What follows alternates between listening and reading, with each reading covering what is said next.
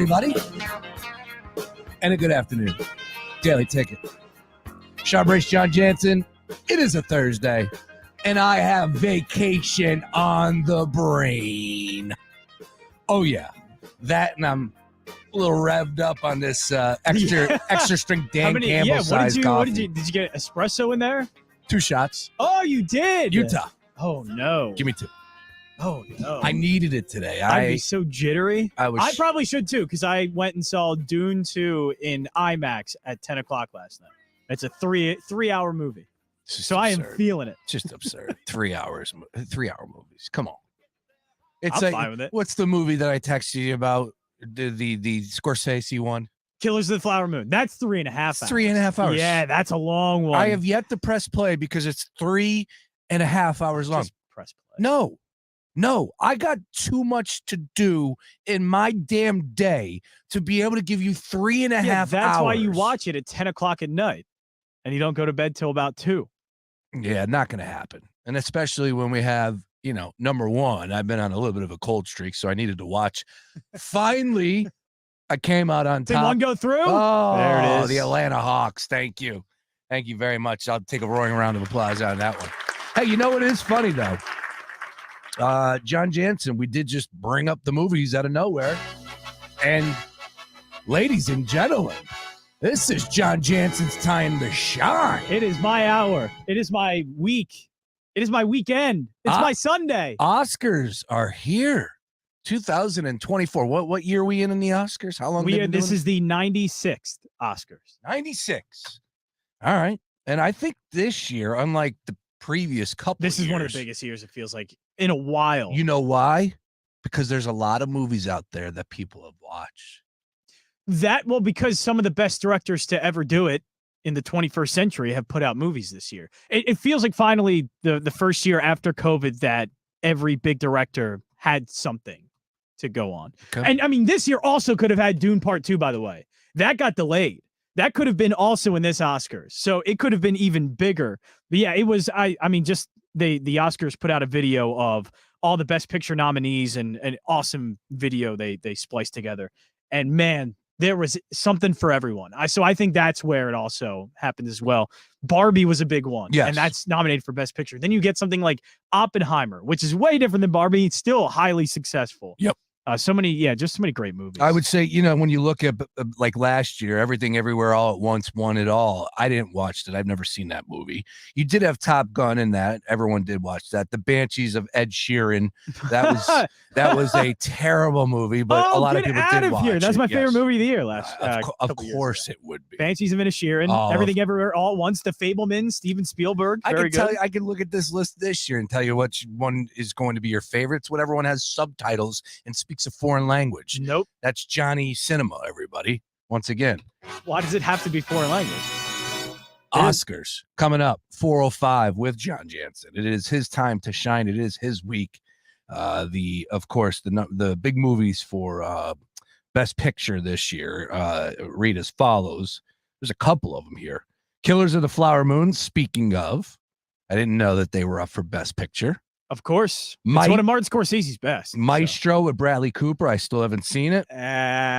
It's solid. It wasn't, it's an Oscar bait movie. It's a music biopic of Leonard Bernstein. So obviously it was going to get something. And Bradley Cooper really wanted the Oscar. He's not going to get it. Okay. So it was a very Oscar bait movie and it's nominated. Would you say that to Bradley Cooper's face? I would say that to Bradley. He knows it. Okay. I think he was well aware of what he was trying to do. Also, shout out my mother-in-law checking in with a comment. Looking extra cute today, Sean. Don't work too hard. Thank you, Denise. I appreciate that. Hey, man, I'll take it anywhere I can get it, right? Somebody would say that to me. Damn right. Nice work there, Denise. All right, let's keep it moving for you, Bray. From the movie standpoint. Nobody loves me. Anatomy of a Fall. Have you seen that? Yeah, Sandra Hüller. I think she's a long shot for Best Actress. But incredible movie. This is a 4-in-1. So sorry, Mark Henry Jr. and Sean Brace. There is English in it. It is both a foreign language and English movie. All right. But very good. Yeah. Past Lives. That's my favorite movie of the year. Wow. It's my absolute favorite movie, Past Lives. It is a debut, by the way, for Celine Song to write and direct that movie, and she's going to be a force. She's going to be she's the next. I have to say Kelly Reichardt, because Kelly Reichardt's not getting acclaim, and Celine's song is. Yeah. But Kelly Reichardt is getting acclaim, but not like this. Oh, I mean, this movie is big time. She's like the next, to me, she's one of the next big things. I've been doing a show with this guy for years now, and nothing gets him more revved up than movie talk. Nothing. Eagles can win a Super Bowl, and it has nothing on what we're doing right now. This is my Super Bowl on Sunday, Bryce. Oppenheimer. Oh no, Poor Things. Did I just ask you Poor Things? No, not yet. Poor Things. Yorgos Lanthimos. He is one of my favorite directors going right now. Big Yorgos fan. The Lobster was very good. Killing of a Sacred Deer was my introduction to him, and that was my introduction to Barry Cohagen as well. Yeah, mine too. He is an excellent director. He's a very surrealist director. And I think this is the best version of his movies. Oppenheimer, we all saw that one. Fantastic. What do you need me to say about that? It's Christopher Nolan's best movie. He's going to win Best Director. He's going to get Best Picture. This is finally the one that maybe cements him as the best director of the 21st century. Best Picture. 100%. It's a lot. What are the odds? The odds are minus, what did I see? Minus 5,000 or something. Yeah. It's kind of weird that Everything Everywhere All at Once kind of swept the Oscars, but nobody saw that coming. This is a very much, everybody knows Oppenheimer is going to win every single award, almost every single award it's up for. It's up for 13. And I saw on Cut, our friends, by the way, Cut social betting platform app, they have the KUTT.com. KUTT.com. They have it set at 8.5 for the amount of Oscars that Oppenheimer wins this weekend, which is a very good number. I'm going to talk about that on the line change. That's a very good number. Right now, I'm actually leaning under. I saw 7 guarantees. I saw 7 locks. So they would need 2 more. Download that app.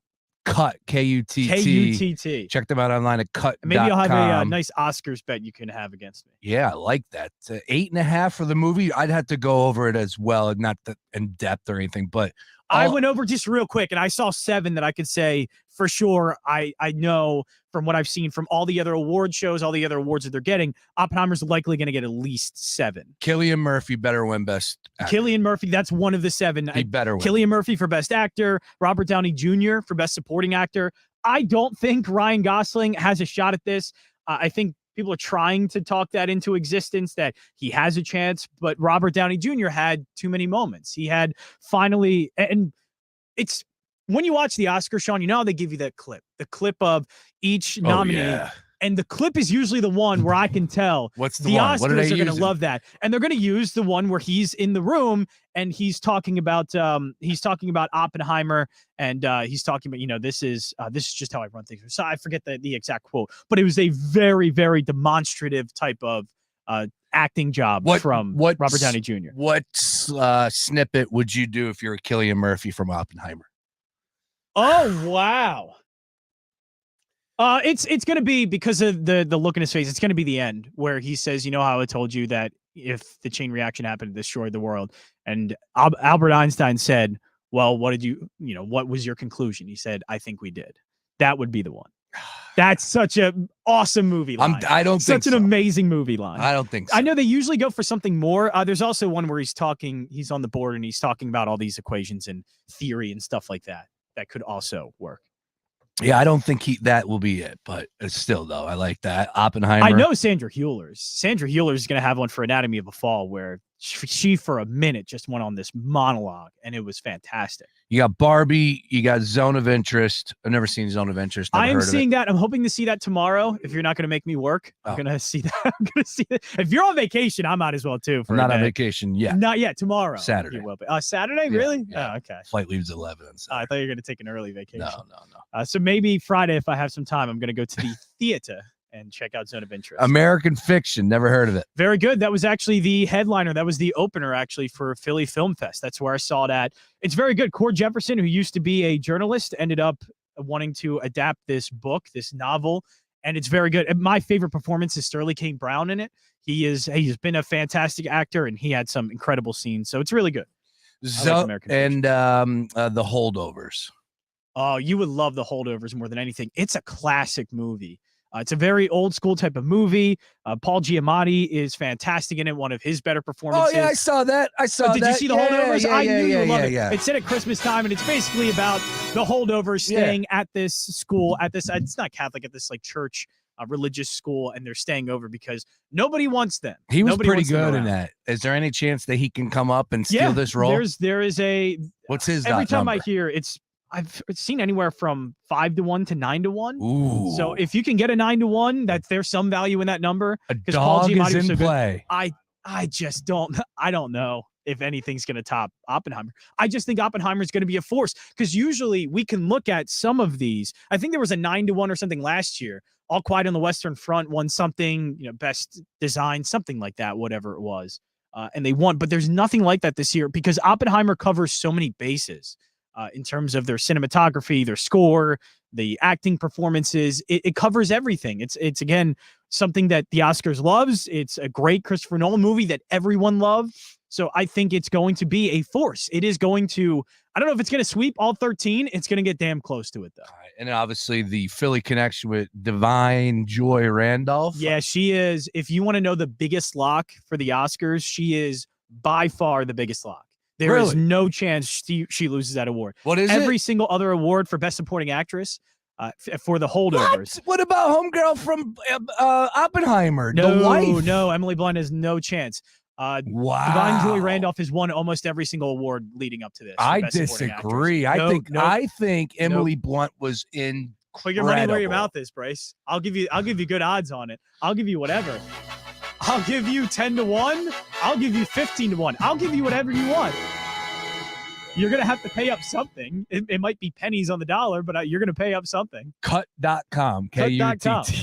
Go ahead. Put your money where your mouth is because I know it's that easy. All right. It's the biggest lock of the entire show. All right. Let's get into the brass taxes of what we're here to discuss to open up this show. And that is, of course, Ben Simmons. So from the Oscars, which we'll pick back up coming up at 4:05. Let's talk to another great acting performance. Ben Simmons, best actor. Yes, Ben Simmons. And I'll tell you, man, I not really sure other than the fact of like quit basketball. Quit. Yeah, enough fleece in the NBA community already. That's what I would say. I just, I've had enough of the people trying to stick up for him and of course the Nets and the whole NBA as an association, of course, Players Association. Enough is enough. You're such a fraud, and you need to teams need to stop giving him money. That's number one. And I know he's got the contract that he's under right now. And I think that there are some people out there that want to convince themselves that he is the smartest man in the room. And Chris Mannix, formerly of SI, I don't even know if Sports Illustrated exists anymore. He says the easiest prediction in the world is Ben Simmons comes back, plays 65 games-ish next season, and someone hands him a 3-year, $90 million contract, calling that one now. Not gonna happen. Contract years are real. Dude, I will cut.com, Chris Mannix. I'll give you whatever you want. He doesn't sniff 50 games next year. We're going to have fun with this on this show with cut.com because we do a lot of money where your mouth is. Yeah, so I think you're right on that. There's no way. I laugh at that, and like I said, the biggest thing is that you get people that come in and say, oh, well, it's an injury. Oh, well, he was dealing with the mental health. And it was never a reality. It was never a reality. The dude is about as heartless as it gets. And he was handed the keys to LSU. He was handed the keys to the 76ers. He's been given whatever he's wanted his whole life, dating back to when he was probably a freshman in high school in Australia when he came over, 7th, 8th grade, whatever it was, and then went to high school in the States. The kid has been catered to. He is one of the worst, if not the worst athletes I have ever covered in my lifetime. Wow. 42 years old. That dude is a disgrace. And I can't tell you another player I've had that take about. There's been players that have rubbed me the wrong way, said stupid things, did stuff off the field, all that. But when it comes to just gutless dudes that are complete fraudulent, Ben Simmons is at the top of that list. And I will say this, because it was brought up, We know we got some people on this station that are, you know, their paths have crossed. Let's just say that much. And one of the things that's been said is that, you know, when people see Ben Simmons out, it's like, oh, Ben, love you, Depp. Like, that dude is a disgrace. I wouldn't want to hang with him for a night. I don't even want to know his story. I don't want to hear excuses. I want this guy, honestly, to give up basketball and go away. Done with it. No more posts. That's like the big issue for me is the community. It's Ben Simmons goes off and he has 8 rebounds, 6 assists. Oh, and everyone, all the the accounts just stirring it up, talking about how Ben Simmons is. No, done with it. Remove this guy from the league, please. Commissioner Silver, if you can do that, banish him to a Canadian league, an Australian league, China. I don't care. He does not need to be pulling a roster spot anymore in the association. No, because even if everything you said isn't true and he has all of these problems still, he does have back problems. He does have other problems that continue to arise.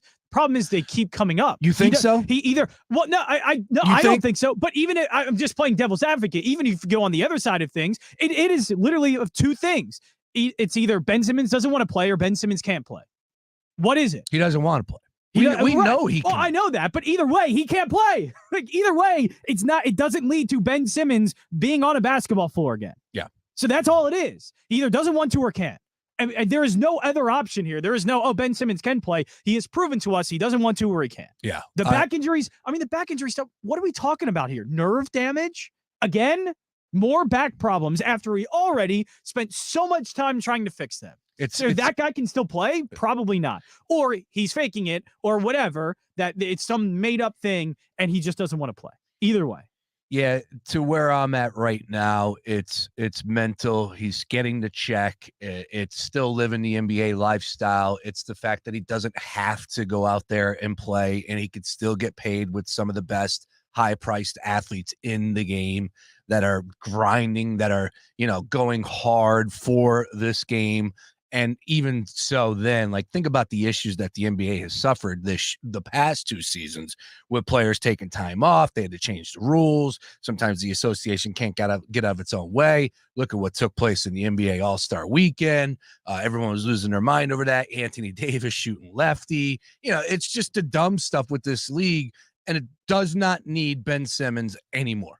That's it. No more. Don't allow him on the bench if you're the Brooklyn Nets. Why would you even try with it? Why would the Nets even try at this point? I don't know what's his contract. Because he's under contract another year. Yeah, that's fine. But why would they even try? Why even try to put him on the floor, put him in the starting lineup? All of your plans should be with Ben Simmons outside of it.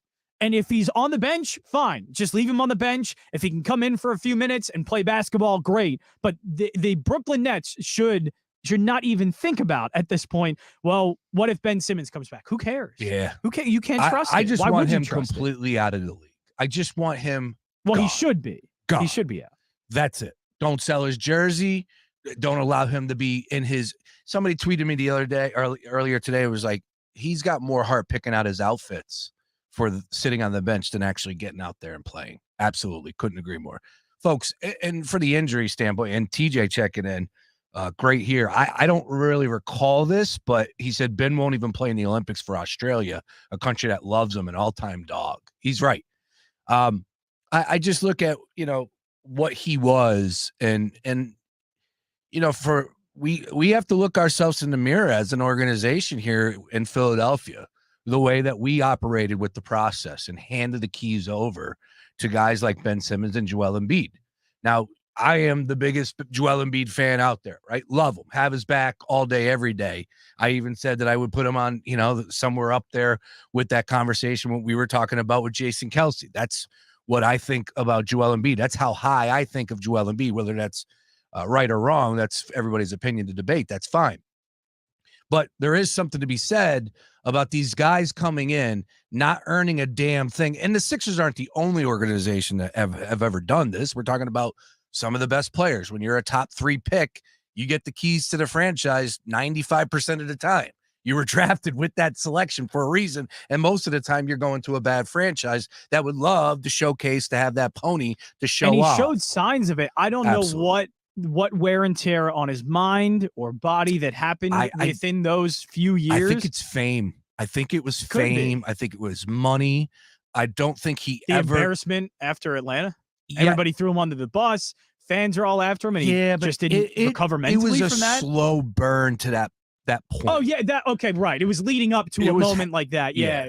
Like this story was written. We knew that he was not going to play a full season with the Brooklyn Nets. I know I did. Dig up my tweets. I know everybody did. I'm not going to try and show off here. This was easy to see from a mile away. But the issue that I'm frustrated about is the people that get sucked in and will continue to get sucked in, like Chris Mannix, who should know better. Ben Simmons is heartless. He doesn't want to play. He loved the idea of the fame, the money, the girls. He hooked up with Megan Stallion, supposedly, right, by sliding their DMs. Yeah, that came out with the Megan the Stallion. She's smoking. I love her. And he hooked up with her. I thought there were other ones. There was. Ben Simmons, a good-looking dude. Who did he get married to? He got married. Yeah, dude's a weirdo. And he couldn't get the ring back or something? He is absolutely on par with those Kardashians. It was his goal to be in that family, I would imagine, from the standpoint of how can I get that fame even higher? That's all he cared about. That's it. I've had enough of this dude. No more. Get him out of the league, Commissioner Silver. Anybody disagree with that? I highly doubt that. Hey, how about this? Joining us in studio, special guest. Now, folks, every Thursday, coming up at 5 o'clock every Thursday, we will do all things MLB Phillies with our Phillies insider, the one and only Mr. Luke Arcaini. Hello, Luke. Hello. How are you guys? Great to have you. There you go. Now you're feel official. Well, I'm close. Nice. I'm out on him and everything along those lines. Yeah, Luke's going to be with us every Thursday from 5 to 6. In here a little early today. We love it. Also, we're going to be going live every Thursday with a brand new episode of Luke and I on the Phillies, which will probably be shot live, but we're going to be doing it in a studio here at the Duncan Lounge. Hopefully getting some special guests in studio. We're going to be playing around with that today. And I'm looking forward to this upcoming season, especially 5 o'clock when we get into all things Phillies, a little bit of Yankees, pull up some odds. Opening day right around the corner, man. It's getting here. It's a nice cap. Show the people. Damn, a little corduroy joint. Everybody's on the corduroy. Yeah, love the corduroy. Corduroy was a deal. You know, Culture Kings was like the first people that I've seen in like probably 4 or 5 years ago. They pulled out the corduroy. And they had a Sixers black cap. It was like, this was as soon as the pandemic started easing up and you could go out, because I had this black Sixers corduroy cap that probably I wore for like 2-3 weeks, and everybody commented on it.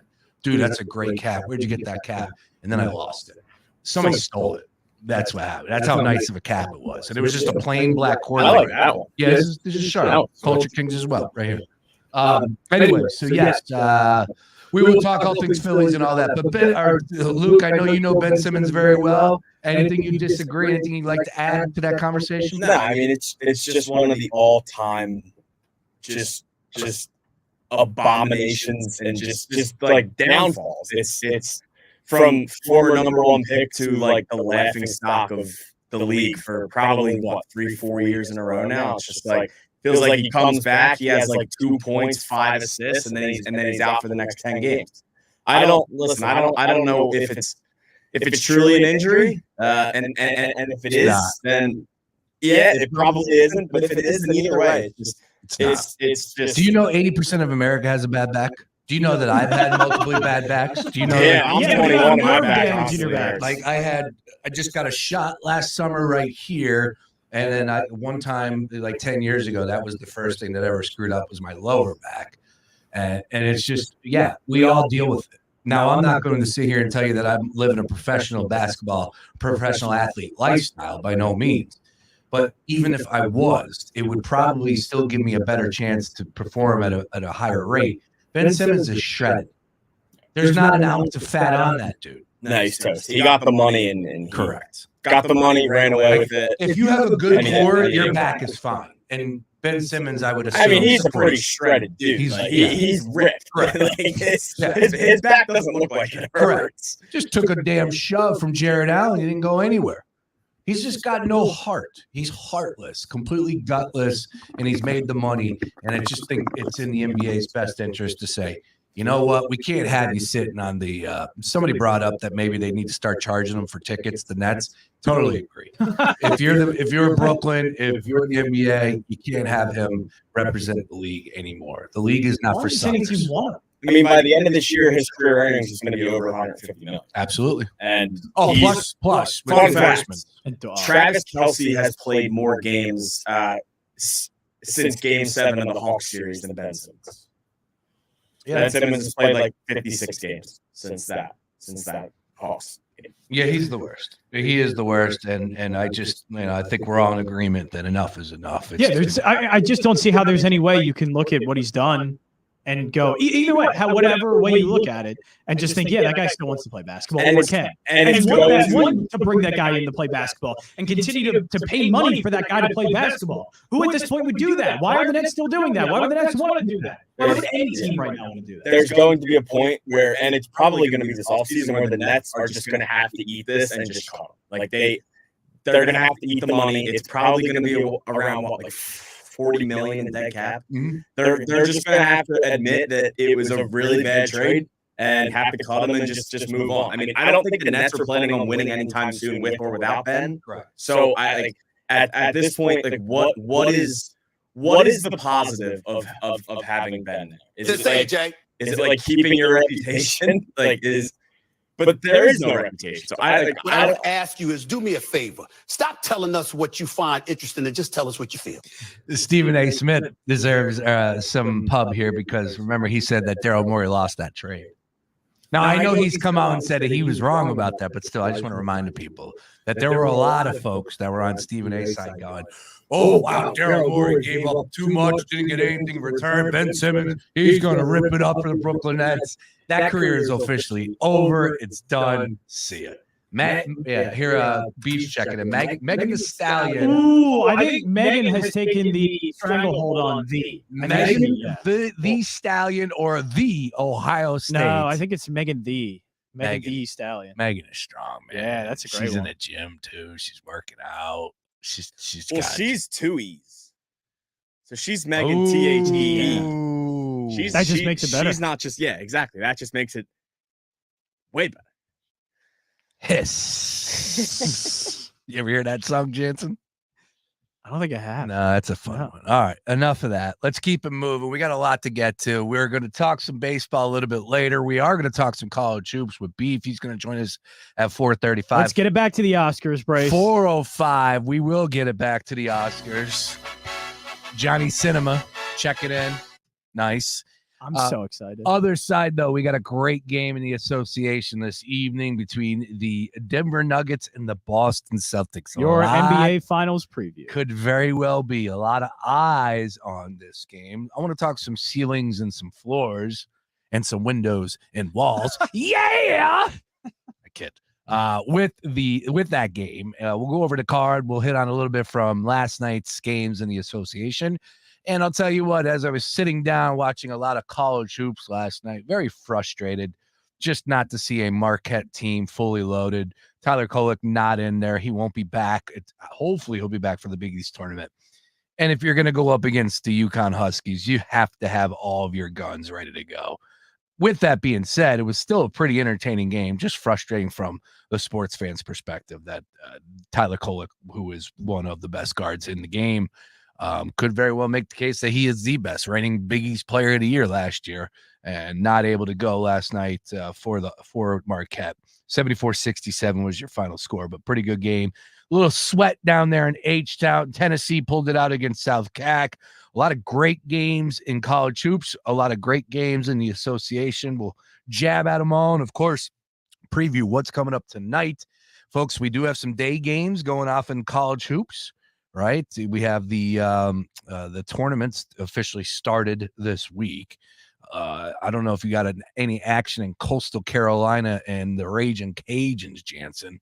Sunbelt second round. Yeah, I need a bet to hit today. I need something. Oh, you got some. I lost a first half over this morning by a half a point. A first half over. We took a first half game over for that 12:30 like Southern Alabama or whatever it was game. And it was 71.5 and it ended at 71. So I need a winner, basically. Oh, also the kid missed 2 free throws 30 seconds before going into. Come on. In your face. All right. We got a lot to do here. It's the Daily Ticket. We got Luke Arcaini in the house, full show. John Jansen, full show. I am Sean Brace Beckett. Fox Sports Radio, The Gambler. Now, total traffic for Philadelphia. Heads up, we've got a crash northeast extension northbound. Midway between Lansdale and Quakertown, the right lane's blocked and traffic jam approaching the scene. Westbound Schuylkill Jan, University to Girard and City to Belmont. Eastbound heavy approaching Girard to South.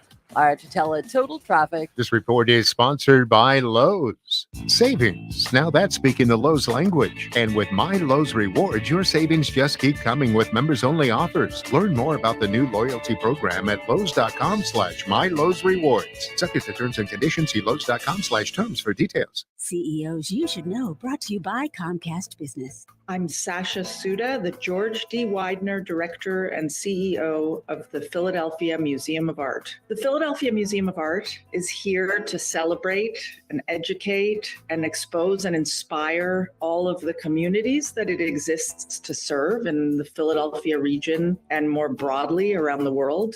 And it's an institution that is here to provide a place of solace, of intergenerational meeting and convening. And it's a place that is really meant to evoke all that Philadelphia is and to inspire it to be more. We're wanting to kind of metaphorically come down from the steps and to be the living room for the city of Philadelphia and beyond, a place that you feel comfortable in, that you can see oneself in, both on the wall, but also as a place that you belong in. We're really making a concerted effort to partner with some amazing institutions and organizations across the city. Our doors are really wide open for everyone. We are working so hard to become the institution that Philadelphians can see themselves in and of. Check the website out once a month at Fridays. It's pay what you wish. And our memberships make it really easy and affordable to come over and over again. The website, philamuseum.org. Comcast Business, powering possibilities. When something happens to your car, you might say, well, that's just great. Oh, perfect. Awesome. How nice for me. But what you really need to say is, like a good neighbor, State Farm is there to help you file your claim. State Farm, Bloomington, Illinois. Tomorrow, from the producer of Megan and Five Nights at Freddy's. Chauncey's going to take me on a trip to the place he's from. Imaginary, rated PG-13, may be inappropriate for children under 13. Only in theaters tomorrow. Nothing slows my little girl down, except a stuffy nose. Mommy. That's why I use Sinex Children's Saline from Vicks. Sinex instantly clears mucus in everyday stuffy little noses with a gentle, ultra-fine mist designed for kids. Just Sinex? Breathe. Her stuffy nose is gone for now. And so is she. Sinex Children's Saline. Sinex, breathe. Use as directed, keep out of reach of children. You know what happens when a smart group of medical professionals get together and commit to a technology designed to relieve your aching joints without surgery? It's called QC Kinetics. And this guy knows the power of a solid team. Emmitt Smith, football legend and Dancing with the Stars champ. This elite medical group, some of them orthopedic doctors, got together and said, why are we prescribing so many medications? Why are we sending so many people to surgery in droves? Let's change this. The answer? Natural biologics, our own healing properties. And the outcome is the country's largest provider of non-surgical regenerative treatments, QC Kinetics. Actually, the real outcome are the tens of thousands of patients who finally got their quality of life back without surgery. Thanks to QC Kinetics. Call QC Kinetics 215-999-3000. That's 215-999-3000. 215-999-3000. The free iHeartRadio app has over 100 commercial-free stations waiting for you right now, like Alternative Rewind, where all rock began. Just search Alternative Rewind and listen now on your free iHeartRadio app. iHeartRadio. Free never sounded so good. eBay Motors is here for the ride.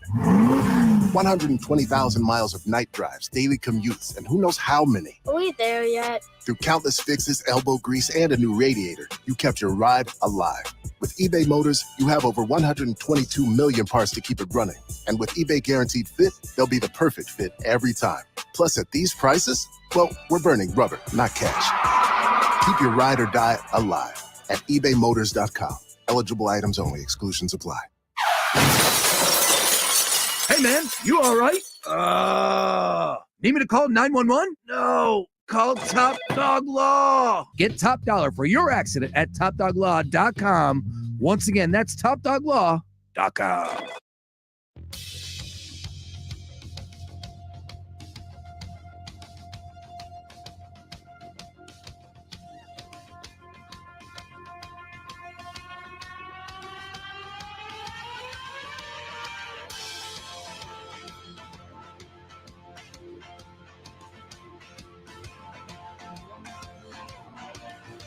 Three-headed monster here, Daily Ticket, Thursday. Fox Sports Rated to Gambler, Sean Brace, Luke Arcaini, John Jansen with you here. Hopefully everybody's ready to go for this upcoming baseball season. Be here before you know it.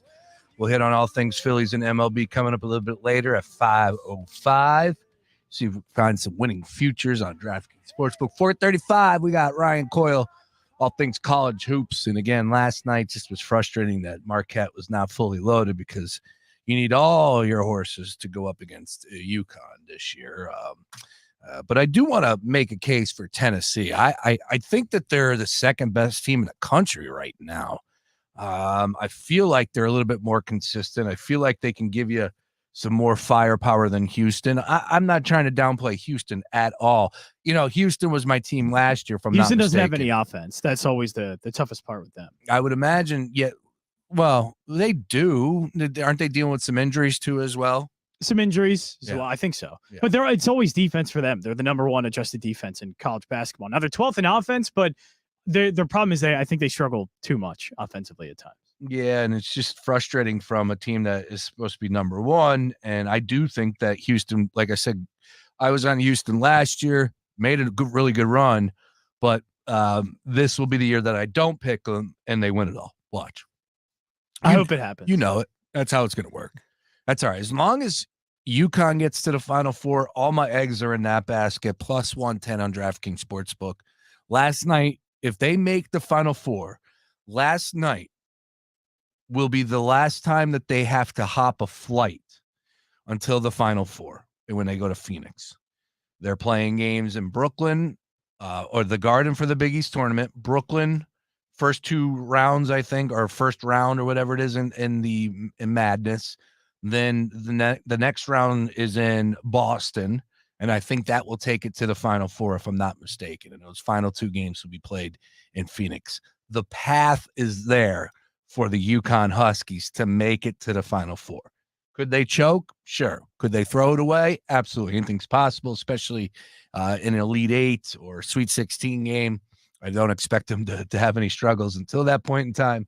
Team is damn stocked, and man, they got some serious size. We'll come back to college hoops a little bit later on this program. As I said, Coyle joining us at 4:35. Beef.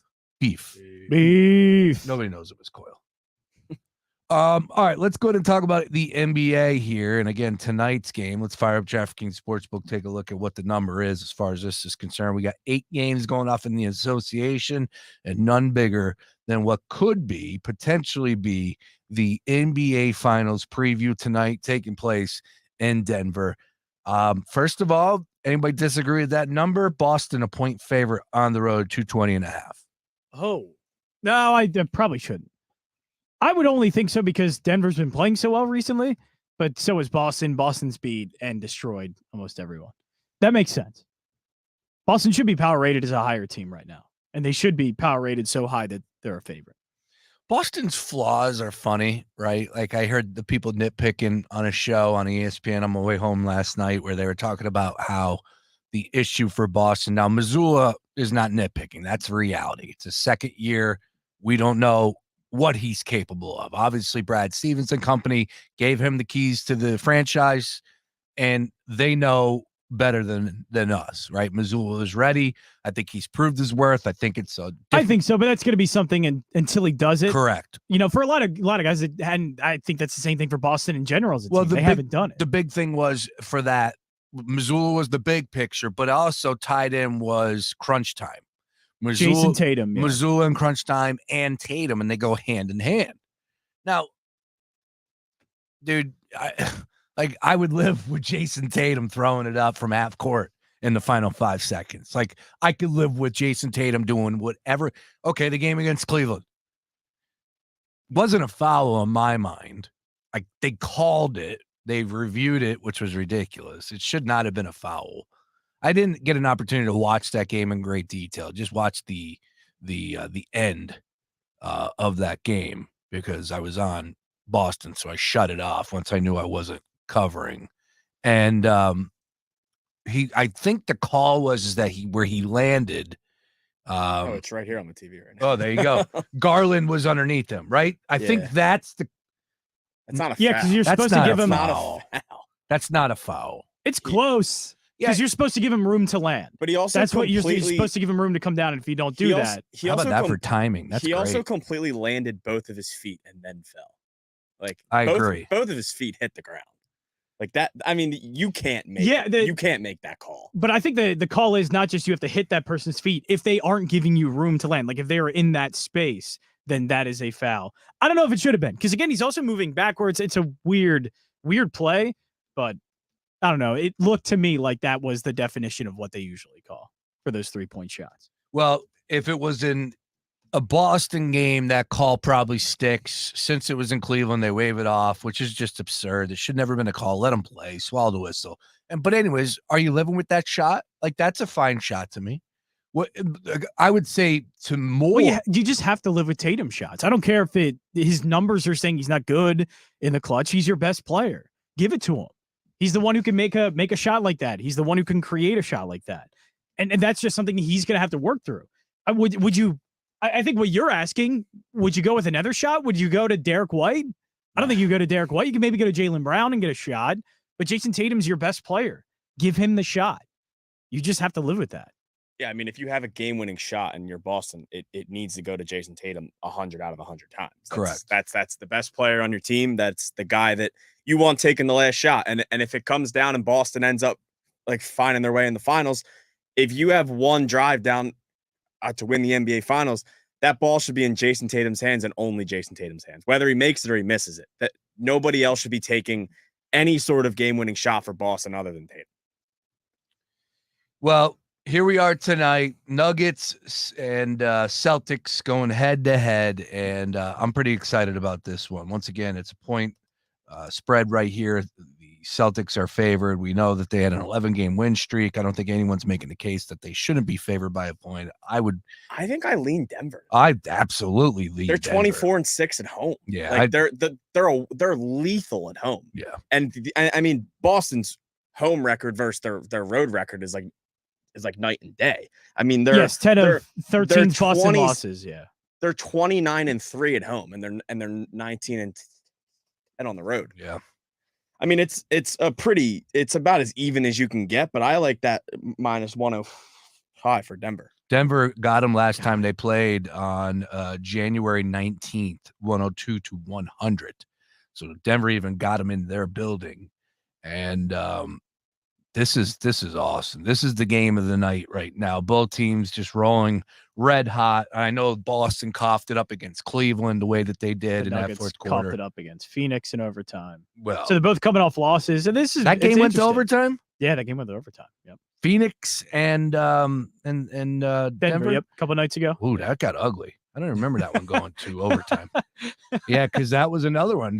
Look, I'm running ice cold in the NBA. It was up until last night. Bang. Want to know? Bang. Yeah, about winning streak started. About damn time. We count our wins. With the Atlanta Hawks. That was a nice one. So we'll go over the games tonight coming up. Full card. 7 games on the association.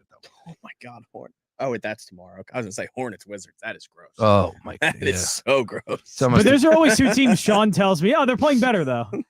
Charlotte, not while Washington had like a stretch where they were like at least a feasible team to watch and wager on. Nets, Pistons. Oh dear God, some of these games are brutal. I love it. All right, let's continue down that path though. Let's take a look at some of the numbers as far as ceiling and floor are concerned. And the one thing that hits me when you talk about Denver, it's like how good is Joker to the point, and this brings in the Tatum conversation. Whatever cap or ceiling or wherever you're going to categorize this, it's yes. Yeah, that good. It's his ceiling is so high, and like a bad game for Joker would be 20 points, 10 rebounds, 9 assists. Yeah, right. An efficient, right? If a somewhat efficient shooting night still. 15 points, 8 rebounds, 9 assists. But I think what we see that's more a from down him, night for Joker. And if I remember correctly, his points per game gets up higher in the playoffs. So one thing I thought he didn't have to shoot as much. He's an efficient shooter, but he didn't have to shoot as much. He does other things, and that's why he's great. But I always question how maybe in the playoffs he doesn't shoot enough. He isn't too dominant of an offensive player as a scorer. And then he gets into the playoffs and he becomes a dominant scorer. So we've seen him get the 40-plus point games. We've seen all that from him. So he can up his game whenever he needs to. He can be whatever player wants. He can dish out when he needs to. He can be a solid rebounder. He can take control in the half court. He's also great passing in transition. And also he can just score whenever he wants to at times. I just think he's the perfect package of a playoff player. I mean, he's averaged 24, 27, and 26 in the last 3 years. Once he's gotten to the playoffs, it's been 30, 31, and 29. Yeah. So he goes up almost like 4 points jump. once he gets to the playoffs. He is and I love Joe. And Joe, I was going to say, I love Joe too, but what are his numbers? His numbers league, always right? go down. The second you put Jokic in the playoffs, he almost just becomes a different player. I thought Joel Embiid was the greatest scorer of all time, though. Oh, yeah. Until he gets to the playoffs, apparently. It goes hand in hand. It's all running together. Joker, 48.5 with the player combos, points, rebounds, and assists. Yeah, that tells you exactly what you need to know. Jason Tatum, 41.5. Again, we're just talking about one of the greatest players to ever play this game in Joker. With the numbers, I just, you can't argue it anymore. He is going to win his 3rd MVP this year. It's insane to me how good Joker is. Is there a way that he doesn't? Shea is the only way. That or injury. No Luka. No, Luka. They lost 5 out of their last 6. He's throwing up triple doubles. I just don't think the team success is there for Dallas. I mean, what does Shea have to do at this point? Like, does he have to average like 36 like the rest of the year? I'm not sure there's much he can. I don't know if there's anything. His numbers are incredible. Like I saw like a deep dive on it, which is it made such a great case for him. It's just that, and even if they get the number 1 spot, I still don't see the voters saying, let's give it to Shea. Like when he's not in there, the team does 0 scoring compared to when he is in the starting 5. Like I saw some really heavy, deep analytical stuff on the season that Shea is having this year. And it opened my eyes. I'm sure it's great. And I was like, wow, okay, well, he very well could possibly win the MVP, but I'm not buying it. I mean, he's averaging like 32 on Correct. like one of the best teams of Yeah, even if they get the 1 seed, which they're right there, I think he's got a great case. Which they probably will get the 1 seed now because we have to assume that Minnesota's probably going to fall off a little bit now without Cat. Correct. That's a big loss. We'll see because that's a very similar injury, if I'm not mistaken, to Joel Embiid with the meniscus. Yeah. Does Cat return this year in the playoffs? That's 6 weeks at minimum. That takes. Well, he's not getting surgery just yet. That's. I mean, if it was 6 weeks, that takes you to like the last week of April. Yeah, he's done. He's done. Minnesota's done. I didn't really think Minnesota had it in them anyways, just as far as I mean, this just mentally. it's I a think wide they would open win a playoff series, but it's a wide open path though for Denver to get the 1 seed. Exactly. It's just wide open. And if you would put Minnesota even at full strength up against OKC, Denver, I'm going to take those teams probably. Maybe LA. I know LA has been kind of on a bit of a Clippers have been playing down recently. They've been a good win last night over Houston. I think they covered the number, if I'm not mistaken. There, the Lakers ended up losing to the Kings, which is crazy. Let's see here for the futures to be the number 1 seed. Let's get into DraftKings Sportsbook what they have here right now. Trying to find here to make the playoffs. Futures playing. Where is that at? Where's the conference seating? Excuse me. All right, so right now, OKC's plus 125, Denver plus 135 to get the 1 spot, Clippers plus 550, T-Wolves plus 950. They're gone. Dang, yeah. Yeah, I'm back in the Nuggets here, and it's just like the game against Golden State, the 2 times against Golden State. No, I know that Joker heaved one up from essentially half court to win the 1, but you're getting Golden State's best shot in the Bay, and they went in there and won both of those games. The Lakers last weekend, whatever it was on that Saturday night, I took the Lakers against them. Too much Denver down the stretch. And we talked about this on Monday, if I'm not mistaken, John, where it was the 2-man game between him and Jamal Murray. And it's just like, dude, you can't stop it. And if you are able to force Jamal to give it up and Joker's covered, then you still got Gordon and you still got Porter Jr. Like, the team is too deep. They have 4 like legit good options. Yes.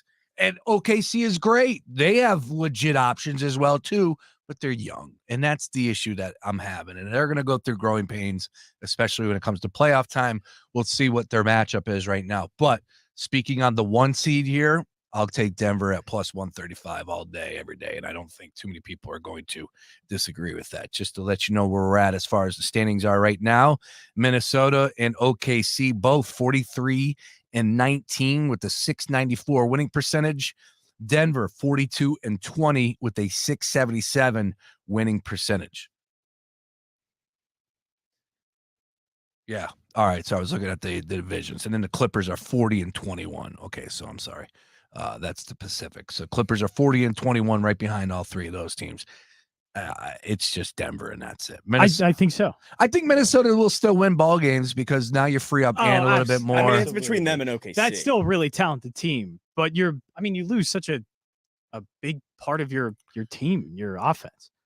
I just don't. It's not that they can't win games. It's just, can they win at the same rate that they were doing? It's interesting because plus 950 is plus 950. And that team is currently tied for first place. Is that a bad bet? That's a great question. I don't know if I would know the answer to that. To me, it doesn't seem like a great bet. To me, it seems like that's where they should appropriately be, knowing the injury. We'll put that on the timeline, and we'll text Sean Bernard as well, his thoughts on that. Yeah, that's a good question. I would assume, of course, you're going to have to look at strength of schedule down the stretch, and if you could extrapolate the data really fast. Yeah, so this gets a little juicy for Minnesota the next month. They have the Cavs, the Lakers, the Clippers. Then they have the Jazz twice, which should be 2 pretty winnable games. Then they have the Nuggets. They have the Cavaliers again. They have the Warriors, who are always able to win a basketball game. Then you have the Pistons, whatever.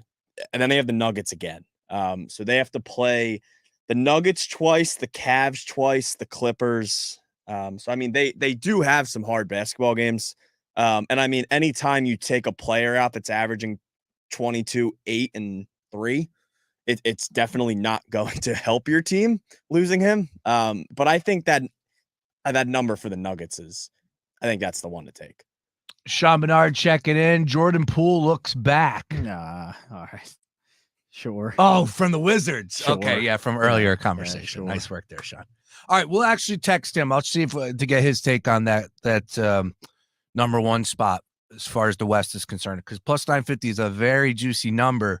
You still got Rudy Gobert, Defensive Player of the Year. You still got Anthony Edwards. You still got a pretty damn good squad that helped you get to this spot. You're without the big man and Karl Anthony Towns, which I'm not. I'm a Karl Anthony Towns guy. I am a cat guy. I'm not going to fight people over it if your take is he's selfish and he's a little, all over the place. I think, those things are there to back up your probably take on that, your argument on that. But when it comes to skilled, that dude is the real deal. And he can sleepwalk to 50. Great handles, best big man shooter of all time, as he said. I don't know if I would agree with that, but he's one of the best. And you wouldn't take him for his word? It's a big time loss, but still a really good team. And we only have 20 games left. What are we at? Yeah, I mean, that is also a good point too. Yeah, we're about 20 games. So Denver or Minnesota's 43-19. So that's 62. 62 minus 82. 20. Correct. 20 games left. Thank you very much. He said the Nuggets, by the way, too. Who? Sean. I did? Sean Bernard. Oh, he said the Nuggets? He said the Nuggets 1 seed. Yeah. Yeah, I agree. But is it worth sprinkling? 20 games isn't. They could still keep up, I think, in 20 games. Yeah. I mean, if it's longer than that, 30, 40, then we're talking a huge chunk of the season. 20 games, though, and they are tied at first place. Are they listening to our show right now? Are they listening to our show? I would think about that. They are legit talking about this right now. Ooh, remaining Nuggets, strength of schedule. Denver's easiest. Denver has the remaining Okay. easiest NBA schedule. Yeah, it's Denver. Jazz, Raptors, It's Denver. Spurs. All right, coming up next, Oscars, John Jansen. Let's go! Daily Ticket back after this. Is the most powerful collection agency on earth. And if you owe back taxes, the news isn't good. The IRS is raising the interest rate it charges on unpaid taxes, and further rate hikes are expected. Most people don't know it, but the IRS adds interest charges to your tax debts daily. So if you owe the IRS today, you'll owe even more tomorrow. And it doesn't stop until you get right with the IRS. The good news is getting right can start with one phone call to Optima Tax Relief, America's #1 tax relief firm. Optima's tax professionals specialize in the Fresh Start Initiative, a powerful IRS program that can save you thousands if you qualify. In fact, the experts at Optima have resolved over $1 billion in tax debt for their clients. Call now for a free consultation. Call 800-354-2840. 800-354-2840. 800-354-2840. Optima Tax Relief. Some restrictions apply. For complete details, please visit OptimaTaxRelief.com. Nothing slows my little girl down, except a stuffy nose. Mommy. That's why I use Sinex Children's Saline from Vicks. Sinex instantly clears mucus in everyday stuffy little noses with a gentle, ultra-fine mist designed for kids. Just Sinex? Breathe. Her stuffy nose is gone for now. And so is she. Sinex Children's Saline. Sinex, breathe. Use as directed, keep out of reach of children. Taco Bell just dropped the new Cravings Value Menu. Now you can get 10 items for $3 or less, which means you can get the food you want for the price you want. It's almost like you can have your cake and eat it too. But in this case, it's a double-stacked taco from the new Cravings Value Menu. So basically, you can have your double-stacked taco and eat it too, which is a lot crunchier than cake. The new Cravings Value Menu is here. Get it at Taco Bell today. At participating U.S. Taco Bell locations while supplies last. Contact store for price and participation which vary. Tax extra. Bonus savings on top brands and better sleep are all the buzz at Mattress Firm's Friends and Family sale. Hurry in to save up to $700 with your extra discount. You'll even get a free adjustable base on select beds. Plus, if you see a lower price, Mattress Firm will match it. Restrictions apply. Here's what's trending from the iHeart Sports Network, presented by DraftKings Fantasy Sports. Flyers defenseman Nick Seeler was placed on IR today with a lower body injury shortly after signing a 4-year contract extension. Philly visits Florida. That's tonight. The Patriot League basketball tournament continues tonight, too. It'll be Bucknell taking on American University, while Lafayette faces Lehigh. And UFC middleweight champ Dricus du Plessis told ESPN he'll be ready to fight as early as May after recovering from leg injuries. I'm Scott Davidson. Check out what DraftKings has to offer this season with Code SPORTS, because life's more fun when you're in on the action. DraftKings, the crown is yours. Gambling problem? Call 1-800-GAMBLER. Age and eligibility restrictions apply. Void where prohibited. See DraftKings.com for details. Join us Monday night for our 2024 iHeart Podcast Awards, presented by The Hartford, live at South by Southwest. We'll honor the very best in podcasting from the past year and celebrate the most innovative talent and creators in the industry. Listen Monday night, starting at 11 p.m. right here. Presented by The Hartford Small Business Insurance. Learn more or start a quote at thehartford.com/smallbusiness. With insurance designed for your small business, the Bucks got your back. The madness is coming. Stay up to date on all things college hoops right here on The Gambler. Fox Sports Radio, The Gambler. Now, total traffic for Philadelphia. Watch for a crash in Lower Moreland, Philmont Avenue at Red Lion Road. One at King of Prussia at First Avenue and Moore Road. Busy on the Vine Expressway both ways, Schuylkill to 95, westbound Schuylkill, Jan University to Girard and City to Belmont, eastbound heavy Montgomery Drive to South. Our total traffic. This report is sponsored by Taco Bell. Taco Bell's new Cravings Value Menu is a big deal. Or rather, it's 10 big deals. From new items like the loaded nachos to familiar favorites like the spicy potato soft taco. Check it out at a participating Taco Bell today. Available for a limited time only while supplies last. When something happens to your car, you might say, well, that's just great. Oh, perfect. Awesome. How nice for me. But what you really need to say is, like a good neighbor, State Farm is there to help you file your claim. State Farm, Bloomington, Illinois. Rita's is now open and serving up your favorite cool treats like iconic gelatis, refreshing ice, creamy frozen custard, and so much more. Download the Rita's app today to earn rewards all season long. Be cool, eat your Ritas. Stay tuned to Fox PHL The Gambler for the latest CEOs you should know. Sasha Suda, George D. Widener, Director and CEO, Philadelphia Museum of Art. Comcast Business, powering possibilities. To thank you for 40 unforgettable years, Dell Technologies is celebrating with anniversary savings on their most popular tech. For a limited time only, save on select next-gen PCs like the XPS 13 Plus, powered by Intel Core processors and more. Plus, curate your dream setup with great deals on select monitors, mice, and more must-have electronics and accessories. When you shop online at Dell.com/deals, you'll have access to leading-edge technology and free shipping on everything. Again, that's Dell.com/deals. Hi, I'm Kamiko, the founder of Miko's Hot Chicken. When we started our family restaurant, we were also raising a family. But let me tell you, it wasn't easy. Our Chase Inc. card was there to reward us on all of our business needs. Now we have a thriving location, and we're hungry for more. With the Chase Inc. Business Unlimited card, you can earn unlimited 1.5% cash back on every purchase, so your business can go from here to possible. Chase for business. Make more with yours. Real business owners compensated for their participation. Cards issued by JPMorgan Chase Bank and a member FDIC. Subject to credit approval. Terms apply. Planning for spring at Lowe's means big savings on outdoor power equipment, and Lowe's knows nothing feels better than free. Buy one select Ego string trimmer, leaf blower, or mower kit. Get one select 56-volt battery free. That's up to a $299 value. Power through spring with Ego, the #1 rated brand in cordless outdoor power. Because Lowe's knows home improvement. Valid through 4/3 while supplies last. Selection varies by location. Philly, hi. I'm Councilmember Isaiah Thomas, Councilmember at Large, representing the entire city of Philadelphia. Listen, we have a hit and run and overall traffic safety problem here in our city. We've all seen people speeding up and down the boulevard, Broad Street, and other roads throughout our city. City Council needs you to help identify where life-saving speed cameras should be placed. To take the survey, visit phlcouncil.com/safe streets. Again, that's phlcouncil.com/safe streets. Thank you, and of course, drive safe. The free iHeartRadio app has over 100 commercial-free stations waiting for you to explore right now. Like Alternative Rewind, where all rock began.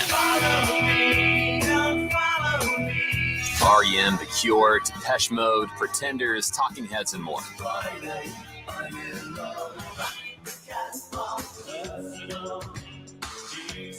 Just open the free iHeartRadio app, search Alternative Rewind, and listen now. iHeartRadio, free never sounded so good. Your home for Villanova basketball is WDAS and WD273D. Fox Sports Radio, Philadelphia.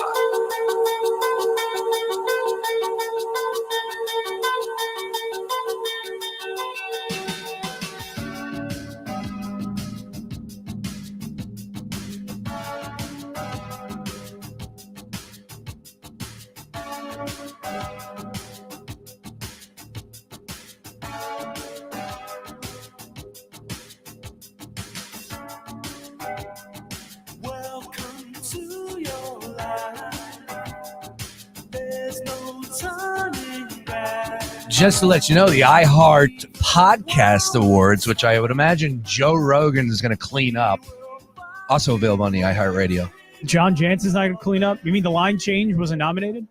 Next year. Okay, I didn't qualify for this year?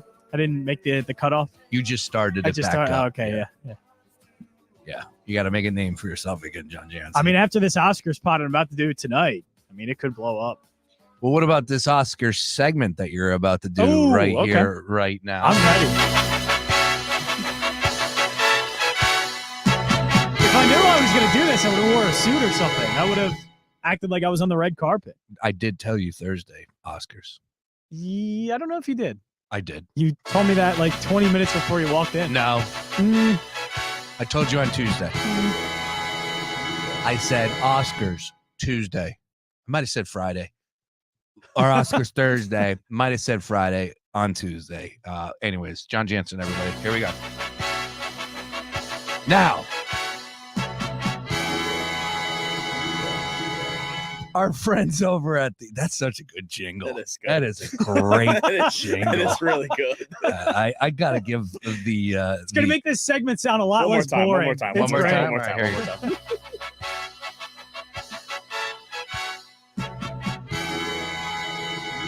Let's do it. What do you say, John Jansen? Of course, we already hit the best picture, so there's no need to recap that. Why don't we go into best actor, which Cillian Murphy better win?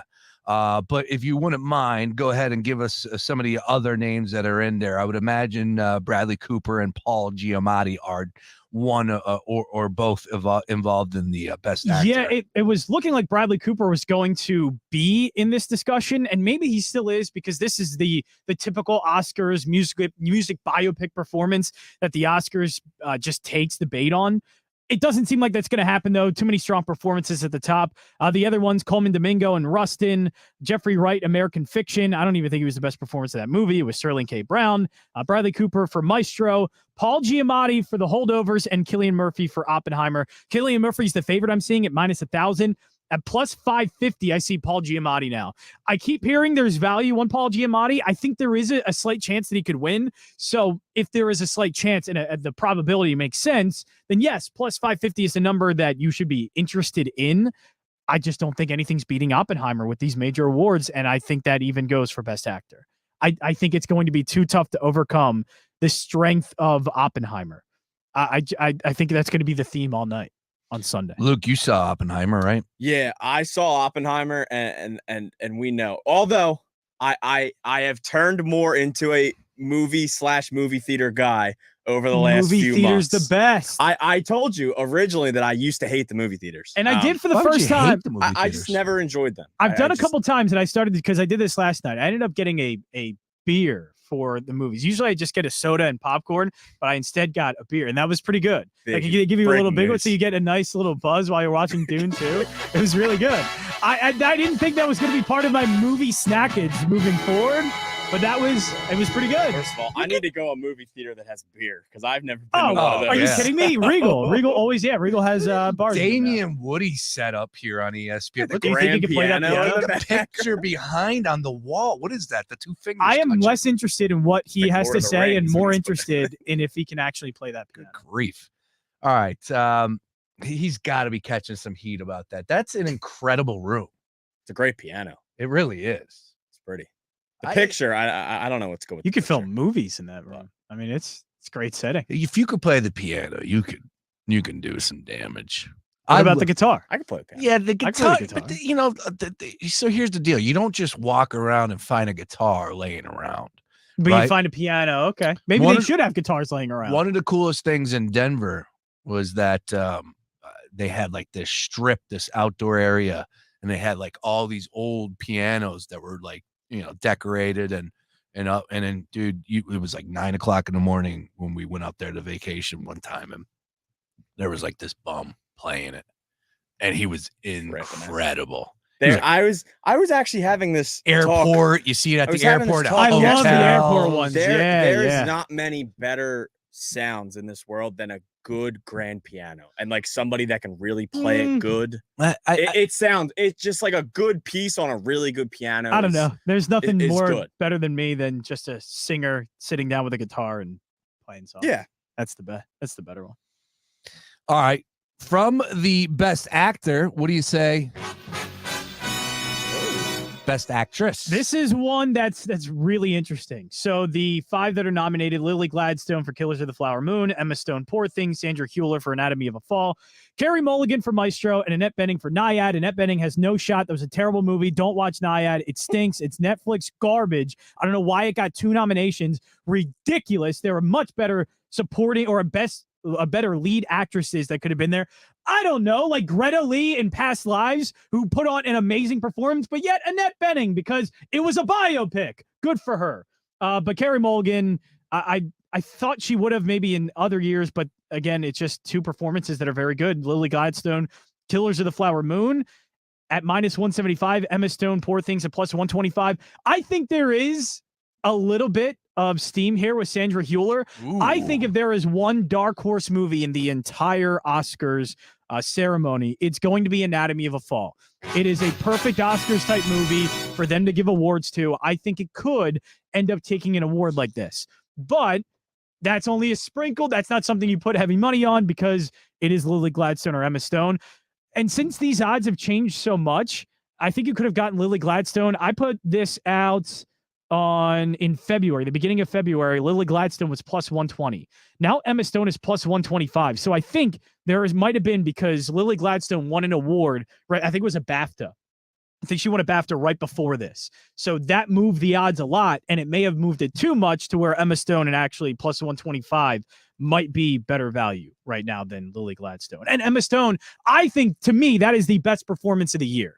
It's Cillian Murphy and Emma Stone are the 2 best performances I've seen all year. Really? It's a great Oscars performance. I loved Poor Things. It's going to win some other awards, I think, like set design and things like that. But Emma Stone was awesome, and she was the focal point of that movie. The thing with Lily Gladstone is she is in the movie. She is a big part of that movie. She's a huge part of that movie, and she is a great actress in that. But she doesn't have the same amount of screen time, the same amount of acting, I guess, that in the movie that somebody like Emma Stone did. Emma Stone got a chance to showcase everything in that movie. Out of all the movies that are, up for an award, whether it's an actor or an actress or a director, give me a number. For what? Total movies that are involved, I guess, in the Oscars. Roundabout ballpark number. Oh, gosh. Because you got to add some of the set designs and... All right, well, just how about this? Some from the animated major awards. 30? The major? It's probably down awards. to 10, 15, I would say. How many do you think you've seen? I've seen, the only one I haven't seen is Zone of Interest, which I'm going to see. And also, I didn't see Rustin. Rustin I didn't see, and that's obviously Coleman Domingo. It's Johnny Cinema. But the only one is the Zone of Interest. I've seen all of these. So he's actually only not seen one. And I've actually only seen one. Me too. Oppenheimer. I know the holdovers. I saw the holdovers. Sorry, I keep hitting that. You're fun. Yeah. I saw the holdovers. That was good. That was really good. It's got a Philly connection. Yeah, but even too. I've seen May December, which is up for Best Original Screenplay.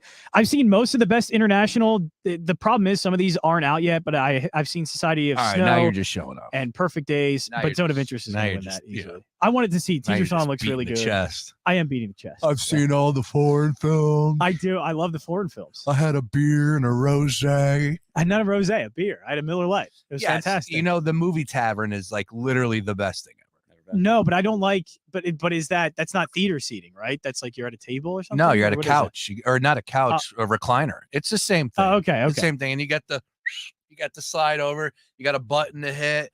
You know, But waitress I don't like comes too over.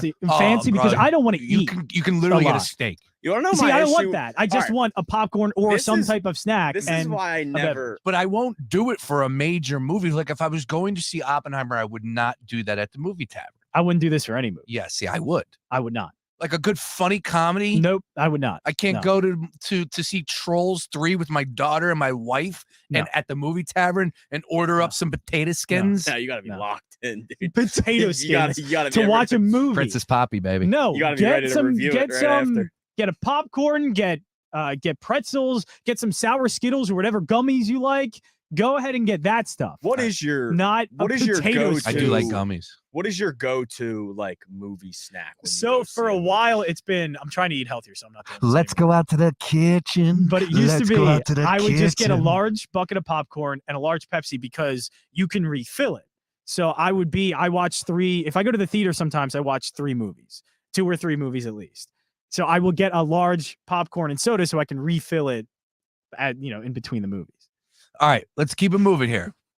But I'm not doing that lately because I don't want to eat that poorly. I did that way too much. You jabbed at this earlier. You said best supporting actor is going to Robert Downey Jr. No ifs, ands, buts. Yeah, it seems, again, not as much as a lock at best supporting actress, but they actually have the same odds. So it seems that way. Why not Ryan Gosling a little sprinkle?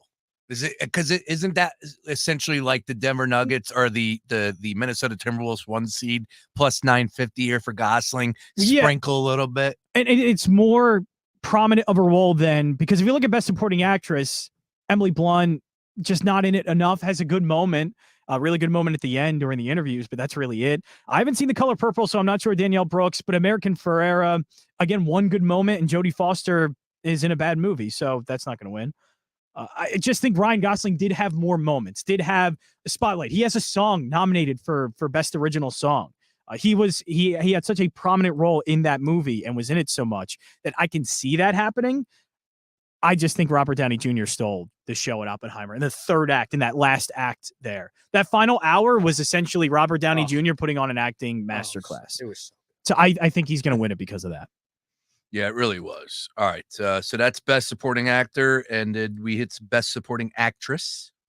We have that, but that one's the biggest lock. It's Divine Joy Randolph, which, by the way, I think Philly native. Yes. So very nice that she's going to win. She is going to win that, though. And it was a very good role. That's a great movie. The Holdovers, that is one of my... Soundtrack was really good. Very... it was just a very classic, old school... Yeah, indie-esque. I don't know. It just had a classic feeling to it, like a classic movie feeling to it, which is very nice to see. All right. And the way it was shot, the way the narrative went, it was fun. Is there any... what about the... because I'm just pulling this up right here, courtesy of our friends over at thelinesus.com. Great write-ups by the boys over there. The Spider-Man best animated feature, John Jansen. This one is actually a very tough one, and I'm back and forth on this. The Boy and the Heron's the better film. I think this is The Boy and the Heron's one of the best films of the year. Hayao Miyazaki is one of the best directors of the last 30-something years. I just think the critical acclaim for Spider-Man, how popular it got, and this is the kind of films that they go for. Now, usually even Hayao Miyazaki has lost to Disney Pixar films and all of those that's just easy kid films. So those movies usually win. This one's a little bit different, but Spider-Man still is that classic cartoonish American animated film that the Oscars goes for. They don't do a lot of Japanese animated films. I think the last one was, I saw it too, Mirai, I think it was, who's a very good director. I'm forgetting his name right now. But that's the last thing that won. He had another movie come out a couple of years ago that I liked better, and it didn't get nominated in Bell. So Japanese animated films don't usually win these awards that often. Hayao Miyazaki has already gotten an award, so this isn't going to be just given one because of, for legacy. He already has an award here. I think it's going to be Spider-Man, but I think it's the wrong decision. All right. Dune 2 coming in here. Dune 2 beer and popcorn bucket. Oh, did you see the Dune 2 popcorn bucket? No. It is a wild. It's got the big worms in Dune 2. They have a cap on it that looks like the worm. So you put your hand like through Tremors? the worm to grab. A little bit like Tremors, yeah. Great movie. A lot bigger. A lot movie bigger and freaked me out. Frightening. Yeah. Well, I was a kid, so it did frighten. What was the height of your Johnny cinema career? Like, what movie pushed you into this world that you exist in? Oh, so what started... it was really Moonlight. I watched that when I was in college, and my roommate was a big movie fan. Who? I watched it in college with him. Josh Graham. He does radio in Winston-Salem. Not him. What? Talking about the movie. Yeah, the movie was Moonlight that we watched. We watched that together. What? But I watched it with him. I didn't really watch movies at the time. He loved movies. I didn't. I did love movies, but I didn't like it like that. And so I watched Moonlight, and that started my... Wait, you lived with Josh Graham? Yeah. And he's a sports talk radio host? Yeah. Oh, I didn't in know Winston-Salem. But yeah, he was a movie guy, so he put that on, and I was just like, okay, I'll watch it with him. I like movies, and that changed my mind of, oh, there are better movies. A than what I'm young watching right African-American man grapples with his identity and sexuality while experiencing everyday struggle of childhood, adolescence, and and adulthood. It's such a good movie. And that was the one, if you remember, that was the most infamous Oscars moment where Steve Harvey said La La Land and it didn't win. It was Moonlight. It was that movie. More of that, please. And so then later on, I think it was Parasite that really got me, Phantom Thread also. But what really kicked off this latest run of me watching movies is Drive My Car, which is a great Japanese film. Oh, tremendous. Which was up for Best Picture a few years ago. Japanese car movie. Love it. Excellent. All right, John Jansen, everybody, give it up one more time. One of the best movies I've ever seen. What's that? Which one? Whichever one you see. Oh, okay. Oh, yeah. Not actually. Yeah, exactly. No. Nice work, Jay. Yeah, so do you want some of the ones I had earlier? So this was February 1st. I had Best Original Screenplay for Anatomy of a Fall plus 135. That's minus 200 now. I had visual effects for Godzilla -1. Godzilla. At Even Money. That's now, I think, minus 175, minus 200. I had Best Adapted Screenplay, Oppenheimer. I don't think that's moved too much for Best Adapted Screenplay because I think there's some other ones that are American Fiction has gotten that. So that's when I did get wrong, even though I still do kind of like Oppenheimer a little bit. That's one that can get it over the 8.5 for total awards won. Best Production Design, Poor Things plus 300. I think that's moved up to plus 200. And the Best Actress, Lily Gladstone, plus 120. So the thing is with the Oscars is you have to get it as the award season is happening because it will change rapidly the odds and you might lose value on it. All right, some of those did. Let's get to the main course. Who died this year as far as actors are concerned? Carl Weathers is at the top of my Carl Weathers list. is at the top of that list. All right. He better be discussed. Ooh, Matthew Perry. Oh, yeah, Matthew Perry. In 2020. And he actually was in good movies. He's just not a TV guy. Let's see here. Suzanne. Oh, Paul Rubens died. Pee Wee Herman. He's gonna get a big applause. Let's see here. Actors who died in 2023 in memoriam. Andre Braugher. He was in. I'm sure he did act. There's a guy in Lance Reddick. He was in the John Wick movies, and he passed away. So I imagine he's going to get something. The big ones will be Matthew Perry, Carl Weathers, Jimmy Buffett. I'm sure Jimmy Buffett has an IMDb, right? I'm sure he was in a couple movies. Did Harry Belafonte die this year? Oh, man, he's a legend. April 25th, 2023. Said I will be involved. Yep, absolutely. He was in a few movies. Let's see here. Jim Brown. He was in movies. May 18th. He'll be up on the in memoriam. Who will they forget? That's the better question. Ooh. They always do it on purpose. You think so? Yeah, they definitely do. They do it on purpose so they know the people will be ripping and going nuts about it. I'm not sure who that would be. Burt Young, they'll forget. How about that? Because they'll remember Carl Weathers and they'll forget, of course, Burt Young from Rocky as well. Nah, I kid. Hopefully they don't forget anybody because obviously everyone deserves to be up there on that screen, putting the life work that they did acting and being in all those movies. John Jansen, everybody. Jay Jansen 3-4. Anything else you want to know? Because we went over the major categories. Anything else? I think Best Original Song is locked up. You can use that. That's the thing. You probably use some of these Oppenheimer things. What do you just have parlays. for best makeup and hairstyling? Golda, Maestro, Oppenheimer, Poor Things, or Society of the Snow? I think actually Poor Things, to be honest with you, because Maestro, it's just the makeup he did to be Leonard Bernstein. I think more Poor Things because, I mean, the makeup and hairstyling was great. The set design was great. I think it's going to win a lot of that Poor Things. It was a very stylistically Does Barbie get completely fizzled out and then all the people are losing their minds? How did Barbie not win anything? I hate to say it gets fizzled out. I think it's going to have a very minimal showing at the Oscars, though. Well, it should. It should have a minimal showing. It wasn't that it probably great should. of a Yeah, I agree. It was a fun movie. It was an okay movie. I'm not here to say it was a bad movie. The thing is, there were great parts about it. So American Ferrera, I'm glad that she got nominated. Wait. I think Margot Robbie should have been nominated over Annette Bening. I got nothing for you on that. So I'm don't watch Naiad. Okay.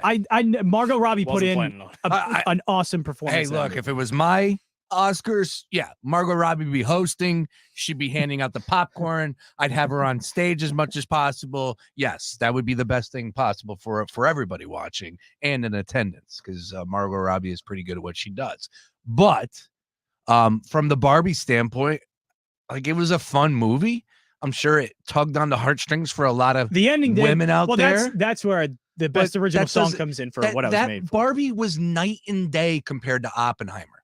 Night and day. One was cinematic excellence. The other one was just a funny movie.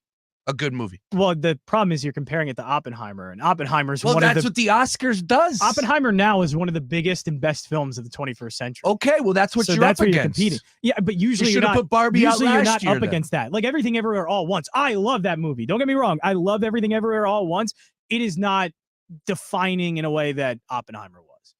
So I think in that year, yeah, Barbie should have been nominated for awards and close in contention with something like Everything Everywhere All at Once. But the problem is it's running into one of the best directors of the 21st century putting out his best movie, and might be one of the best movies of the 21st century.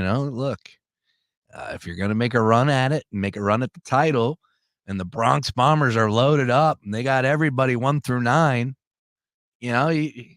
sometimes you finish in second place. Because I'm also a big Greta Gerwig fan. She's just a great director in general. She's had movies nominated for Best Picture before. I don't know. I don't know if it should have gotten more recognition, but it definitely deserves to be nominated for what it did. All right. That's John Jansen, everybody. Once again, give it up for John Jansen. Fantastic work across the board. Jay Jansen 34 socials. The line change where sports and cinema collide. Yeah, you came up with that tagline. Yeah. You're the one who threw that in and you always forget it. Yeah.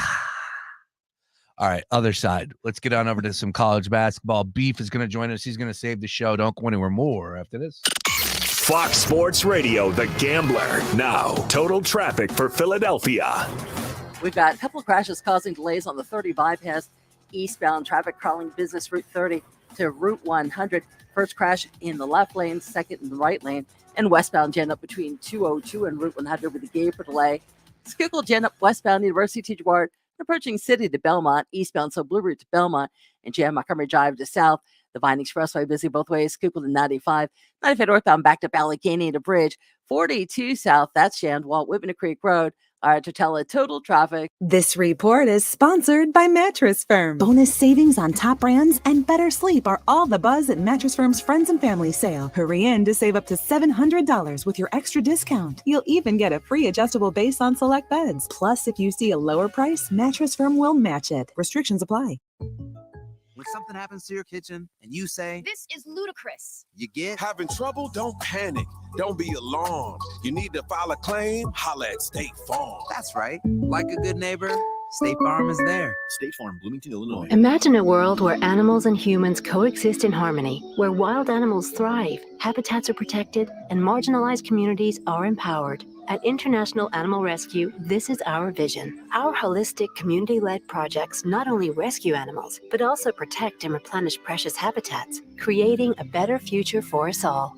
But we can't do this without you. Show your support now and help keep the wild, wild. Visit internationalanimalrescue.org. Stay tuned to Fox PHL The Gambler for the latest CEOs you should know. Sasha Suda, George D. Widener, Director and CEO, Philadelphia Museum of Art. Comcast Business, powering possibilities. Ew, gotta get rid of this old Backstreet Boys t-shirt. Tell me why. Because it stinks, boys. Tell me why. I've washed it so many times, but the odor won't come out. Tell me why. No, you tell me why I can't get rid of this odor. Have you tried Downy Rinse and Refresh? It doesn't just cover up odors, it helps remove them. Wow, it worked, guys. Yeah. Downy Rinse and Refresh removes more odor in one wash than the leading value detergent in 3 washes. Find it wherever you buy laundry products. The IRS finally caught up with Louie. I hadn't paid my taxes in 8 years. I owe the IRS a lot of money. Louie was in deep trouble. We're going to take your house, put a lien on your bank account, garnish your pay. They don't care. They're going to take your paycheck. Louie found out about Optima Tax Relief, the leading tax resolution firm. A+ rated by the Better Business Bureau, they've resolved over $1 billion for their clients. Optima Tax, they help me. They calm me down. They make me feel comfortable, and I trust them. Louie has a lot to be thankful for. I don't owe the IRS anymore, and I'm able to live a comfortable life, a lot better life. It was because of Optima Tax. For tax help you can trust, call Optima now for a free consultation. Take it from Louie. If you owe the IRS, don't go it alone. give Optima Tax a call. They can help you. Call 800-354-2840. 800-354-2840. 800-354-2840. Optima Tax Relief. Testimonial from an actual client. Some restrictions apply. For complete details, please visit OptimaTaxRelief.com. eBay Motors is here for the ride. 120,000 miles of night drives, daily commutes, and who knows how many. Are we there yet? Through countless fixes, elbow grease, and a new radiator, you kept your ride alive. With eBay Motors, you have over 122 million parts to keep it running. And with eBay Guaranteed Fit, they'll be the perfect fit every time. Plus, at these prices, well, we're burning rubber, not cash. Keep your ride or die alive at ebaymotors.com. Eligible items only. Exclusions apply. Hey, man, you all right? Need me to call 911? No, call Top Dog Law. Get top dollar for your accident at topdoglaw.com. Once again, that's topdoglaw.com.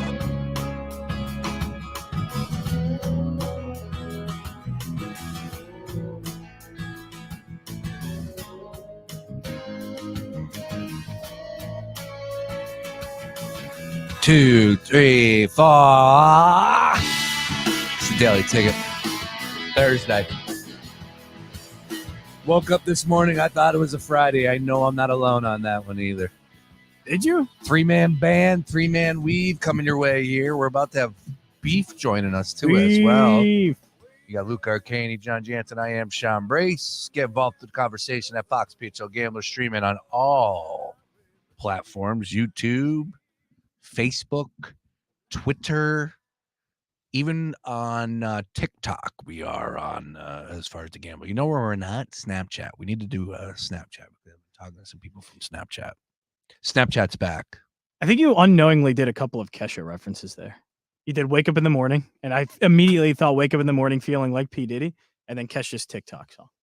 I don't know why I'm thinking of Kesha songs right now. Wake up in the morning feeling like P. Diddy. It's the greatest opening lyric to a song of all time. It's the most memorable opening lyric to a song ever. And it's probably got to be removed with everything that P. Diddy. Oh, that's right. Yes. Yeah. Shout out while we're waiting for Beef to dial us up here to talk some college hoops. Luke, take us through here. First of all, this is the T-shirt, right? That intheclutch.com. Look at this T-shirt. It's a heater. Oh, it's an absolute heater. At intheclutch.com on Twitter, the official sponsor of Luke and I on the Phillies, myself and Sean Brace. You can use code Arcaini Luke at checkout for a little bit off of your purchase. They got some heaters. That shirt, I got the March Madness shirt. That one's a heater. They have a bunch on there. They have an awesome Ranger Suarez shirt. They got a great Ranger shirt on there. They besides their quality, and this is a great quality T-shirt. Number one, detail. The style, or not the style, but the brand of T-shirt. That's one. Two is, of course, the graphics that catches your attention. But there's more to this. Why did these guys pop up the timeline for you? Yes. So they reached out. We were in talks after they work with Liam, Nick Castellanos' son, who drew one shirt for them last year. And then now had the headband that I think most of you probably saw. It has Harper, Castellanos, Marsh, and Stott. And Liam drew all four of them. So it's on like a powder blue headband. It's a sweet headband. Powder blue. It is a sweet headband. Definitely will be purchasing it at some point this season. It's awesome. All their stuff, awesome quality. Just the attention to detail on the design you said with the claw hand. It's sweet. Yeah. They got some awesome shirts. It's got the Freddy Krueger claw, which is just insane. I will be wearing that shirt down in Clearwater on Monday, which, by the way, is my 7th wedding anniversary. 6th. How long have I been married? I got married in 2017. Oh, boy. So 18, 19, 20, 21, 22, 23, 24. So that's 7. I've been married 7 years. How about that? And they said we wouldn't last, babe. They said we wouldn't last. I kid. Who said that? Nobody. You're just making that. Yeah, up exactly. You're like all the other Twitter people just making it's stuff. The same people like, Steph Curry, he's he can't shoot. People say he can. Get out of here. Anyways, yes, make sure you use Arcaini Luke as far as the promo code in the clutch. They're on socials.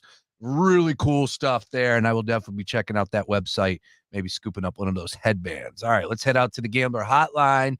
Let's talk some college hoops with our guy, Mr. Beef himself, Ryan Beef Coyle, joining us right now on the Gambler Hotline. Beef, how we doing today, sir? I'm a loser so far today. 0-2 on my afternoon hoops pick, so we're looking for a better nightcap tonight. Yeah, I'm staying far away from these cards. They are kicking everyone's butts right now. So it is rough out there. The daytime action right now, it's not a lot of people are dialed in because we're talking about the Sun Belt. We're talking about some lower conferences out there in a lot of people's minds. But the true sickos like Beef, like Tansy, like Jansen, like Mark Henry Jr. Yes, you guys are paying attention and wagering hard-earned money on this. Is this just a matter of like, hey, it's here, Beef, so I have to, or are you feeling passionate about these plays? Where are you at when it comes to the day action right now? Yeah, so like a few of these day ones, it's kind of like at the beginning of the year when you got like the Feast Week tournament, and it's just like, all right, it's on. I'm going to have it on a screen while I'm sitting at my desk on another screen. Might as well get some action on it. I mean, there's nothing crazy. But like as we go throughout the week a little bit, they're going to start heating up. And then obviously next week, we're going to have, big games for ACC, Big 10, Big 12, Big East. So it's just kind of part of the process. And it's also a good way to start getting a look at some of these teams that you might not have actually seen throughout the year. And maybe one or two of these teams you watch during this week can kind of make a surprise run and get that auto bid, and then maybe you have a leg up on a bet potentially come to actual bracket. So it's more so a feeling out process for some teams that you don't really get that much action watching during the regular season. All right, Ryan Beef Coyle joining us right now. Ryan Coyle 35 on socials, mandatory follow. Will be doing a lot for us over the next couple weeks, as he has been all throughout the course of college hoops season. Last night, though, want to hit on a couple of the big games from last night. Of course, at the top of the list, Marquette without Tyler Kolek. What's the latest? Should he be back for the Big East tournament? Is that an unfair expectation? Where do you stand with Tyler Kolek and Marquette for this Big East tournament next week? So Shaka said the other day that he's going to be reevaluated soon, and there's a chance that he can come back for their game. They won't play till Thursday. But when you look at Marquette, I mean, they could maybe fall another seed line down to like a 3, but they're probably locked in as a 2. They're not going to get a 1 seed. So when you're Marquette, you really have to look at, do you want to make a big run at the Big East tournament and potentially worsen Kolek's injury, or let him rest up and let's make a run at this thing in March? Because last year they were disappointing first weekend out to a Michigan State team that they were favored over. This year, coming into the year, they had title expectations. So do we rest Kolek for this next week and get him full go come the actual bracket? I think that's going to be the main thing to watch, and probably some internal discussions, because he's the straw that serves the drink for them. I mean, we saw last night they could put up a fight, but they're going to go only as far as Kolek takes them at the end of the day. Marquette and UConn last night was a pretty entertaining game. Did they pull off that upset if Kolek is in the mix for them last night? Probably like their chances, because that was UConn's first road win versus a ranked team in their last 21 games. Just the road home splits this year in college basketball have been crazy. There's like a couple I'm looking at tonight that they're just staring you in the face too much because of the discrepancies. But I think Marquette, when at full strength, is as good as anyone, and they can compete for a Final Four. If they had a best 2 out of 3 series out of UConn, I'd probably still lean UConn there. But I think if Kolek played last night at home, I probably would have given Marquette the nod. All right. And as far as Tennessee, now they were able to get out against South Carolina last night. South Carolina, pretty good defensive squad. I have been super impressed with of course, Connect and everything he brings to the table. But that team as a whole, fair or true or false? Let me ask you this. Tennessee's the second best team in the country. I'd say false for that, but I am buying them as a Final Four team. Who is the second best team in the country? Who's number 1 in your mind? It's UConn or Houston? I think it's the man with the team with the 7-4 man out in West Lafayette, Indiana, Purdue. They have the They have the best resume in the country. They're 17-3 in quad 1 and quad 2. Their only losses come in quad 1. That's, I think, 5 more than UConn or Houston has. So if they went out of their way this entire offseason and scheduled murderer's row at the beginning of the year, and they're still sitting here with only 3 losses. That game at Illinois the other night, that's like a typical spot that we've seen all year in college basketball, where the higher-ranked team goes to another good-ranked team on the road, and they lose. They fall flat. Purdue battled back in that one. They had guards step up, and they're showing that they're not just Zach Edey. I would take them as the number 1 team in the country. I think come Selection Sunday, too, they'll be the number 1 seed over both Houston and UConn. All right. Look, we're going to get a chance to see them operate come March Madness. We know what they're capable of during the regular season, and, of course, conference tournament play. But it's a whole nother ball game when it comes to the bracket. So we're not even there yet. I'm not going to get too caught up in that conversation. Tennessee, though, you are buying as a Final Four team, though, correct? Yeah, I bought a ticket last week for them at 15-1. I think I talked about this at the very beginning of the season, where you kind of saw they were trying to switch things up stylistically. And I thought at the beginning of the year when they would take their bumps and bruises, they had 4 losses kind of early, but I said in the long run, it was going to pay off, because at the end of the day, they're still a top 5 defense in the country, but they had to adjust to playing a little bit more up tempo and letting Dalton Knecht go out there and do his thing. Now, at the same time, if he has a bad shooting night, that's pretty much their entire offense. But the tear that he's been on recently is unreal. And if you had maybe gotten this production out of him a little bit more at the beginning of the season, he'd be right next to Edey for Player of the Year. But this is definitely the best Tennessee team, and I've always been a Tennessee fader.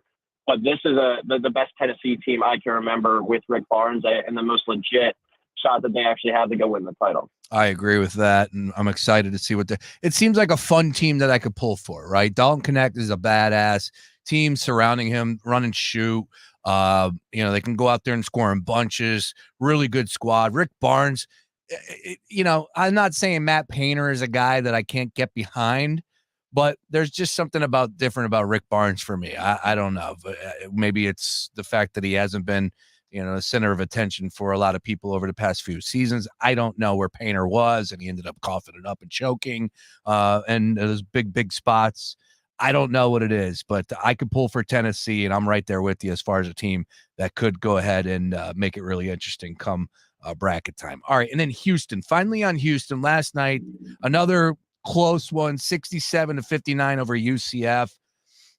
Is this a spot where, like last year, I was all in on Houston? I had Houston, I think, winning it all, if I'm not mistaken.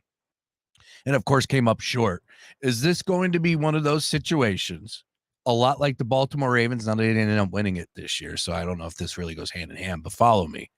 I was all on Baltimore last year, from Lamar Jackson MVP, Baltimore winning the division, Baltimore winning the Super Bowl. All 3 of those I had futures on last season. Of course, none of that happened. And then this year, they very well could have went to the Super Bowl. Of course, Lamar did win the MVP, and they won the division. Is that what's going to happen here in Houston? Because I don't see a championship contender. I don't see a Final Four team. I know that they can go ahead and score in bunches, good defense, dealing with a couple of bad injuries at this point in time of the season. But is this where one of these spots where I'm not buying Houston, and now you better bet it they're going to make a run come March or come end of March into April? I'm not buying them either, because if you look at the way that they've been playing recently, they've been kind of playing with fire. Last night UCF kind of had them on the road. Oklahoma, they needed some heroics at the end. The Baylor game, Baylor missing layups and free throws down the stretch of regulation. They should have won that game in the comeback. Houston has been getting by a little bit too much, more so when you look at UConn most nights, Purdue most nights. Those teams, even Tennessee for a lot of the recent games, they've been going out there and dominating, not really leaving much of a question in the back of your mind. When I look at Houston, and they're down a few guys with some injuries. They just had a key reserve go down with a broken foot last week as well. So they're a team that is beat up a little bit, kind of like with Marquette, I was saying, where maybe they look to not really go full pedal to the metal in the Big 12 tournament, because they're going to have a 1 seed locked up already. Maybe it's best to rest some guys and get fully healthy for a March run, but I'm not really believing in them. I think they're too dependent on Jamal Shead at the end of the day to go out there and score. no one's going to want to play them because of their toughness and physicality. But at the same time, I don't think push comes to shove, they have enough guys down the stretch to get buckets when it matters most. But the computers disagree with me because they've been the number one team in the country with all the computer models since like the middle of November. All right. I'm right there with you on Houston. Anybody disagreeing on Houston? Are you buying Houston, Jansen? I would like to buy because I like Houston. I like the way they play. I mean, they're a tough team, tough defense. I just feel like their offense lets them down at times. I don't think they have. Yep. I don't think they have like a dominant score. They're a good team scoring wise. It's not like they're a bad. Like if you look at the Ken Palm rankings, their adjusted offense isn't bad. They're I think 12th. But when you look at them play, it's still a little slow. And they don't again have a dominant score. I think some of that stuff catches up to them at times. All right. From the games last night, let's talk about tonight, Beef. And we only have 2 games that actually have ranked teams in them going off this evening, both Pac-12 tips. Better get that in while you can this year because that conference is completely fading. But Arizona and UCLA going head-to-head. That one right now on DraftKings 8.5. That's at 9:30 p.m. on ESPN. And then on FS1, we got Washington and Washington State. What's that? The Apple Cup? Is that what that is? Yep, that is going up at 9 p.m. And we're looking at 6.5 for Washington State at home here against the Huskies. Any of those 2 games, any action there for you, Beef? So I actually do have a little play on Pac-12 tonight. Been a little cold on some spreads recently, so I'm going to take 2 favorites, parlay them on the money line with Oregon over Colorado and Washington State over Washington. I think it's plus 120 parlayed. Oregon's 12-1 straight up this year as a home favorite, and Colorado 0-4 as a road dog this year, and they're 2-7 against the spread as a road dog too. So Colorado away from home has been brutal this year. And then Washington State's 14-1 straight up at home this year, I believe it is, as a home favorite, and then Washington as an away dog is 1-5. So Washington and Colorado both have been terrible this year. But when at the same time, Colorado is a desperate team right now playing for a tournament spot. So what do they bring to the table tonight? You can argue they're more talented than Oregon, but Oregon's still kind of fighting around the bubble there too. And then Washington, it's a lost season for them. It's one of those things where they probably have already packed their bags up and quit by now. Washington State, on the other hand, playing for seeding. They could be like a top 4 seed in the NCAA tournament. So we're not asking them to go out there and cover any numbers tonight. Just 2 outright winners, and I like those trends a lot with those 2 teams at home. All right. As far as some of these other tournaments that are going off this week, you got the SoCon Championship, we got the CAA, we got the Big South. Give us one tournament that we should be paying attention to. What's the best bang for our buck? If we were to get dialed into one of these tournaments that just got started, hell, I know tomorrow we got a championship game in the one of them has a championship game tomorrow, I believe, right? Isn't there a is it the A-Sun?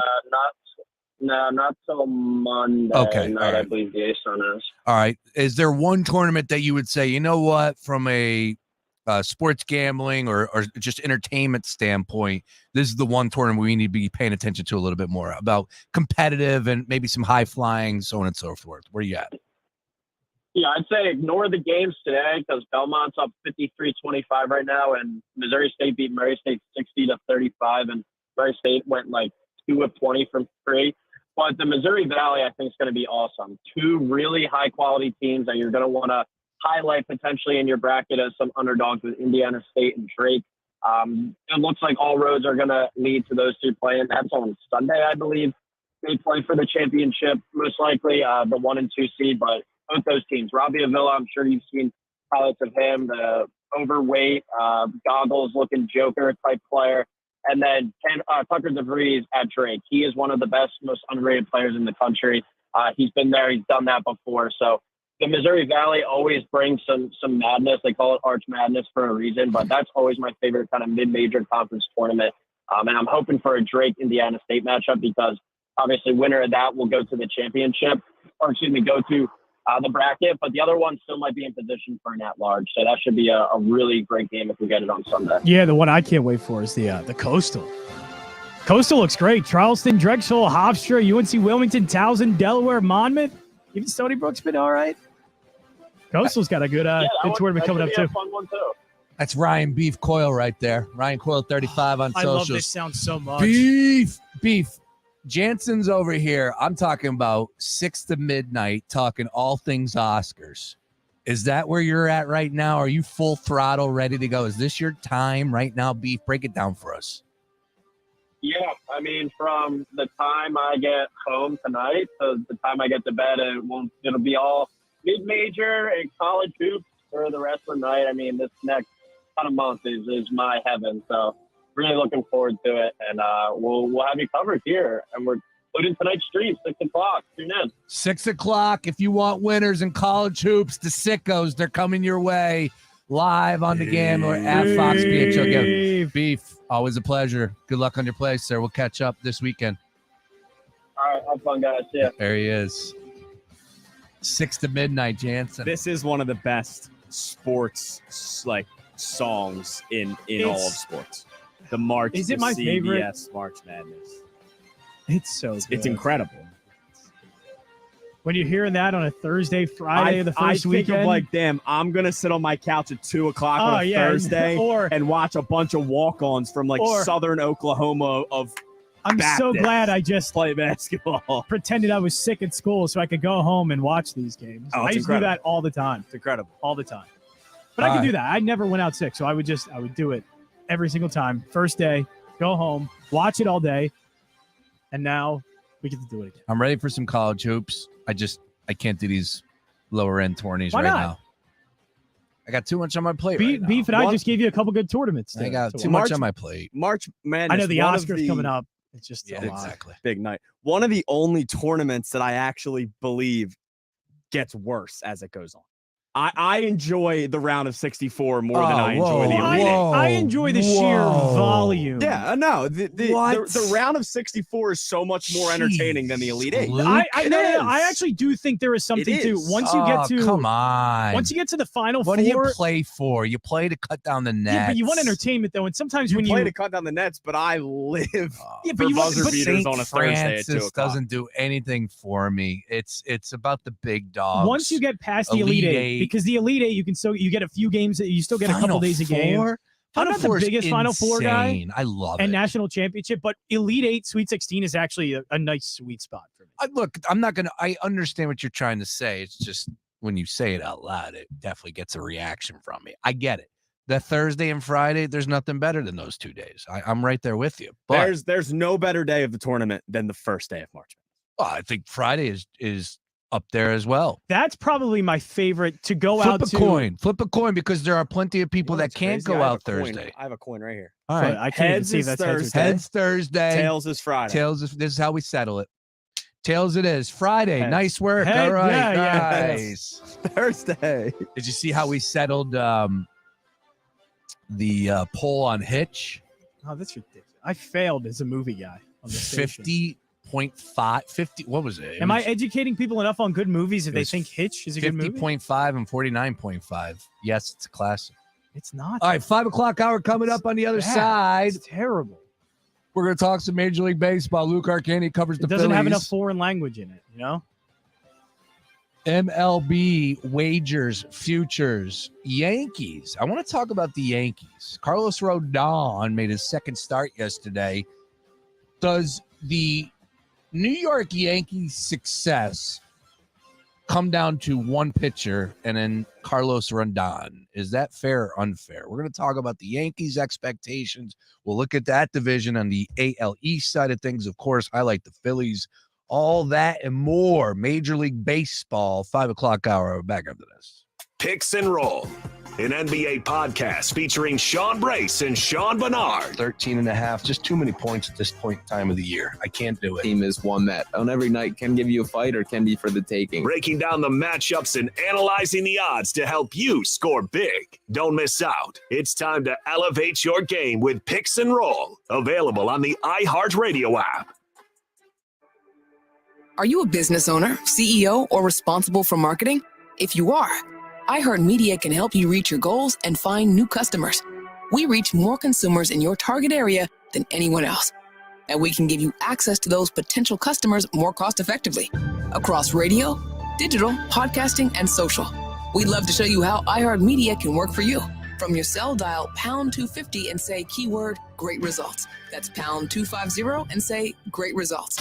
Tomorrow, from the producer of Megan and Five Nights at Freddy's. Chanting's going to take me on a trip to the place he's from. Imaginary, rated PG-13, may be inappropriate for children under 13. Only in theaters tomorrow. Swing It and Ding It, sponsored by DraftKings Fantasy Sports. Check out what DraftKings has to offer this season with code DING, because life's more fun when you're in on the action. DraftKings, the crown is yours. Gambling problem? Call 1-800-GAMBLER. Age and eligibility restrictions apply. Void where prohibited. See DraftKings.com for details. Taco Bell just dropped the new Cravings Value Menu. Now you can get 10 items for $3 or less, which means you can get the food you want for the price you want. It's almost like you can have your cake and eat it too. But in this case, it's a double stacked taco from the new Cravings Value Menu. So basically, you can have your double stacked taco and eat it too, which is a lot crunchier than cake. The new Cravings Value Menu is here. Get it at Taco Bell today. At participating U.S. Taco Bell locations while supplies last. Contact store for price and participation which vary. Tax extra. Robert Half research indicates 9 out of 10 hiring managers are having difficulty hiring. Robert Half is here to help. Their recruiting professionals use proprietary AI to connect businesses with highly skilled talent. At Robert Half, they know talent. Visit roberthalf.com today. Clouds this evening, and we'll finally shake them away as we get into the overnight hours. Stars reappearing and temperatures dropping back into the 30s, so a chilly night is expected. And a beautiful, fine finish to the week. A fantastic Friday. Lots of sunshine, just a few clouds, and very pleasant temperatures for this time of year. Highs in the upper 50s. Hopefully, you can get out and enjoy it. I'm meteorologist Adam Joseph with your 6 ABC forecast. This report is sponsored by Taco Bell. Taco Bell's new Cravings Value Menu is a big deal. Or rather, it's 10 big deals. From new items like the loaded nachos to familiar favorites like the spicy potato soft taco. Check it out at a participating Taco Bell today. Available for a limited time only while supplies last. Join us Monday night for our 2024 iHeart Podcast Awards, presented by The Hartford, live at South by Southwest. We'll honor the very best in podcasting from the past year and celebrate the most innovative talent and creators in the industry. Listen Monday night, starting at 11 p.m. right here.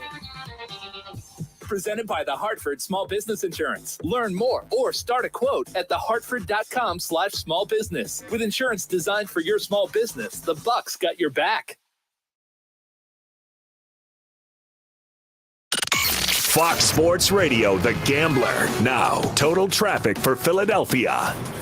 Mainly just volume delays for the Thursday drive home, which ends up 42 south off the Walt Whitman down to Creek Road.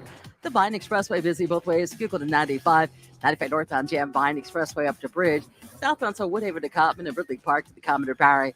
Blue Route northbound, so 95 past McDade. Southbound delays, Broomall to Media Swathmore. We're jammed on the Schuylkill westbound University to Girard and City to Belmont. Eastbound, so Blue Route to Belmont and stop and go Montgomery Drive to South. All right, to tell total traffic. This report is sponsored by KFC.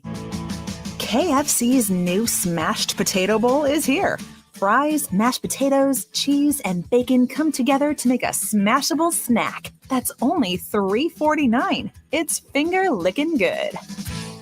This is the time of year to enjoy life. Stop letting that pain in your joints keep you from doing what you want to do this spring. Call QC Kinetics now. QC Kinetics is the nation's leader in regenerative medicine. I'm talking lasting joint pain relief with no surgery, no drugs, and no downtime. It's a fact. QC Kinetics is literally transforming lives. Their advanced treatments harness your own body's ability to restore and repair damaged joint tissue. Pro athletes have been doing this for decades, but now this life-changing treatment is available for you. So you can walk and run and climb stairs and play golf and move again, pain-free. No pain pills, no risky surgery. This is an all-natural solution. QC Kinetics has tens of thousands of satisfied patients who have reclaimed their mobility. Take action now and live your best life this spring and summer. It's a great use of your tax refund check, by the way. Call QC Kinetics for a free consultation. Call 215-999-3000. 215-999-3000. That's 215-999-3000.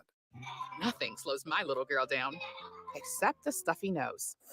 Mommy. That's why I use Sinex Children's Saline from Vicks. Sinex instantly clears mucus in everyday stuffy little noses with a gentle, ultra-fine mist designed for kids. Just Sinex? Breathe. Her stuffy nose is gone for now. And so is she. Sinex Children's Saline. Sinex, breathe. Use as directed. Keep out of reach of children. To thank you for 40 unforgettable years, Dell Technologies is celebrating with anniversary savings on their most popular tech. For a limited time only, save on select next-gen PCs like the XPS 13 Plus, powered by Intel Core processors and more. Plus, curate your dream setup with great deals on select monitors, mice, and more must-have electronics and accessories. When you shop online at Dell.com/deals, you'll have access to leading-edge technology and free shipping on everything. Again, that's Dell.com/deals. Meet Cheryl. Hey. She's on vacation and lost in the moment. Unfortunately, so is her Chase debit card. It's got to be somewhere. Maybe she lost it at salsa night. These skirts should have pockets. Or maybe she lost it at Pilates.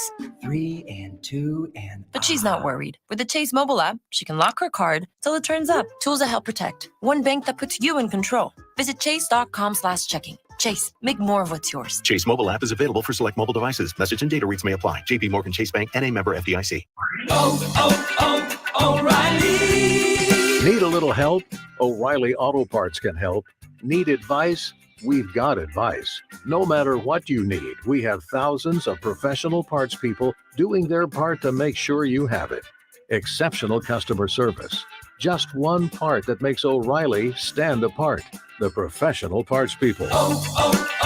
O'Reilly Auto Parts.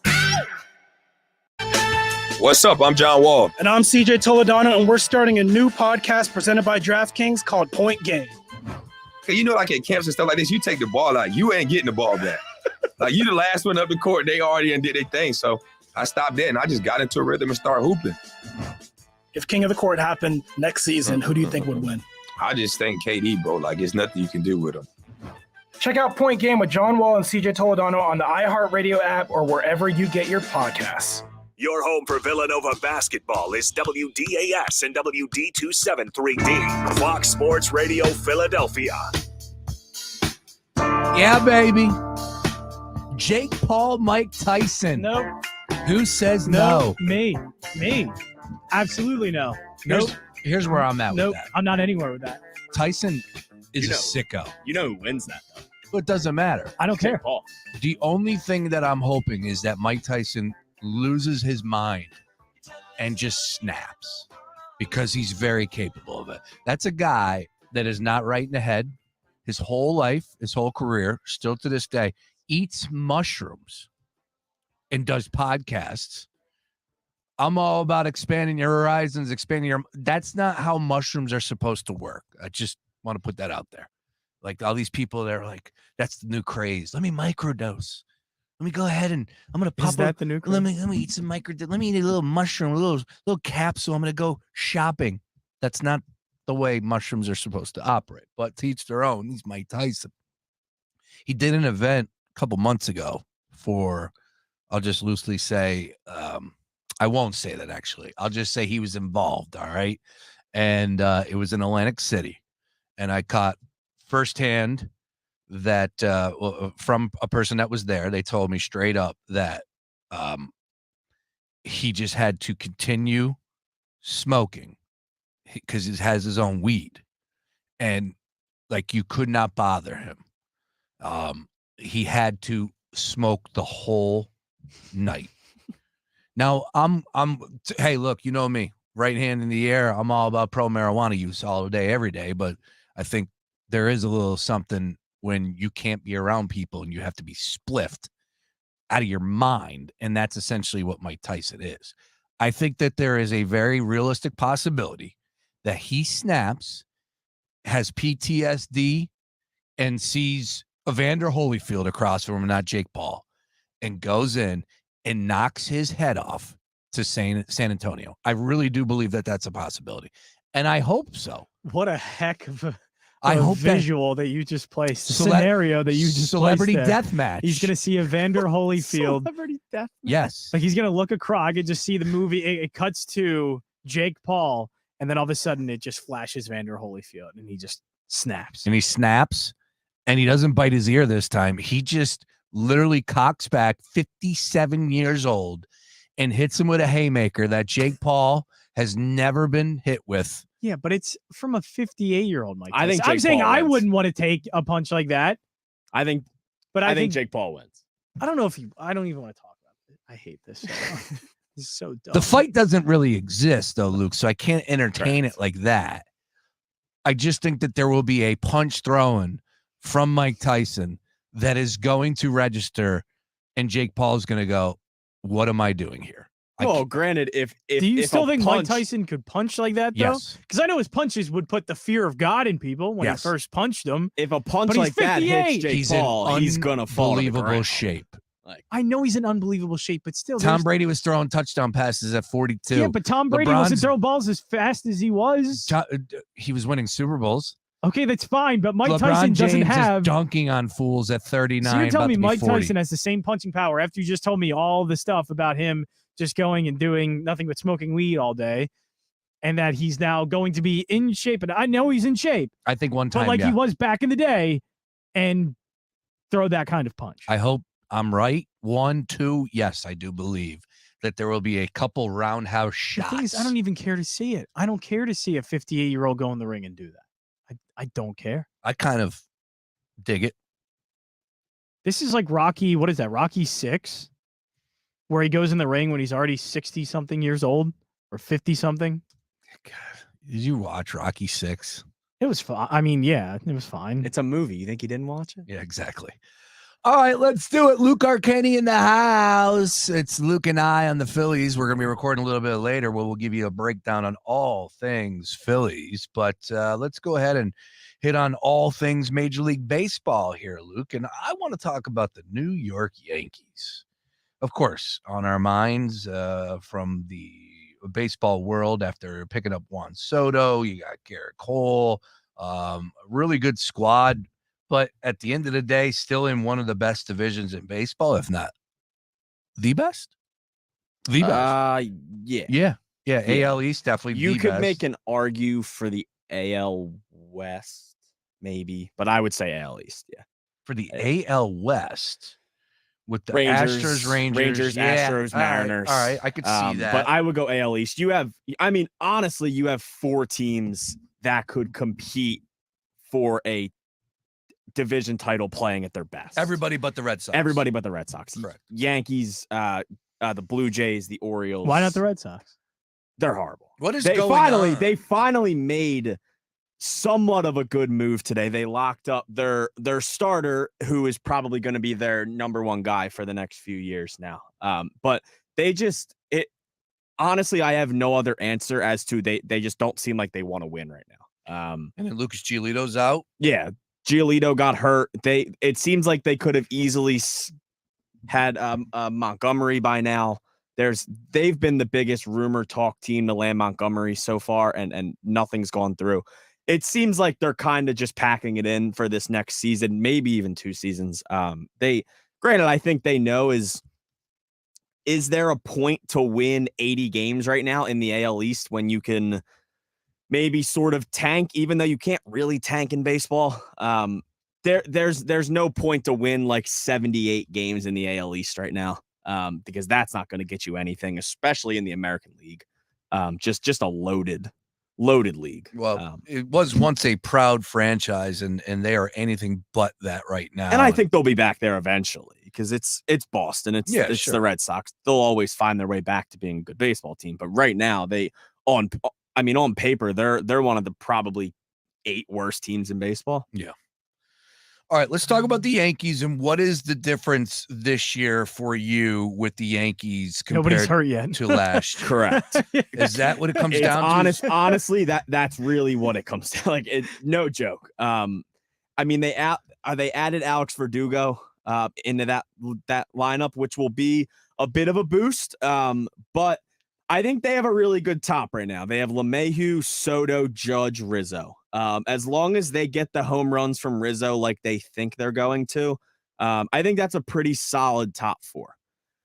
Once you get past that, I'm not impressed. You have Glaber, who's fine. He'll give you some offense. He's not great, in my opinion. Alex Verdugo will give you that. Then you have Stanton, who it seems like Stanton's dropped some pounds. He looks a lot more in shape for this season. Anthony Volpe, he's kind of that project right now. He was their big draft pick. Obviously, he started the season with the Yankees. He is their shortstop of the future. A New Jersey shout out there. Anthony Volpe went to Del Barton. Hey, he has the potential to be good. It's not there yet. He's projected to finish around 20 homers this year, a little under like 70 RBIs. I don't know if you're going to get that yet from Volpe.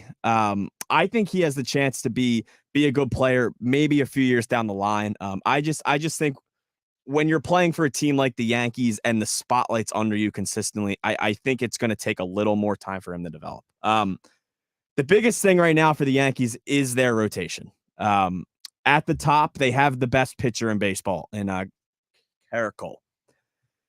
After that, it gets shaky. We talked about Rodon a little bit earlier. What's his deal? I don't know. Is there a bounce back season in him? We obviously know they gave him a huge contract a few years ago. Can he get back to that form like he was in San Francisco?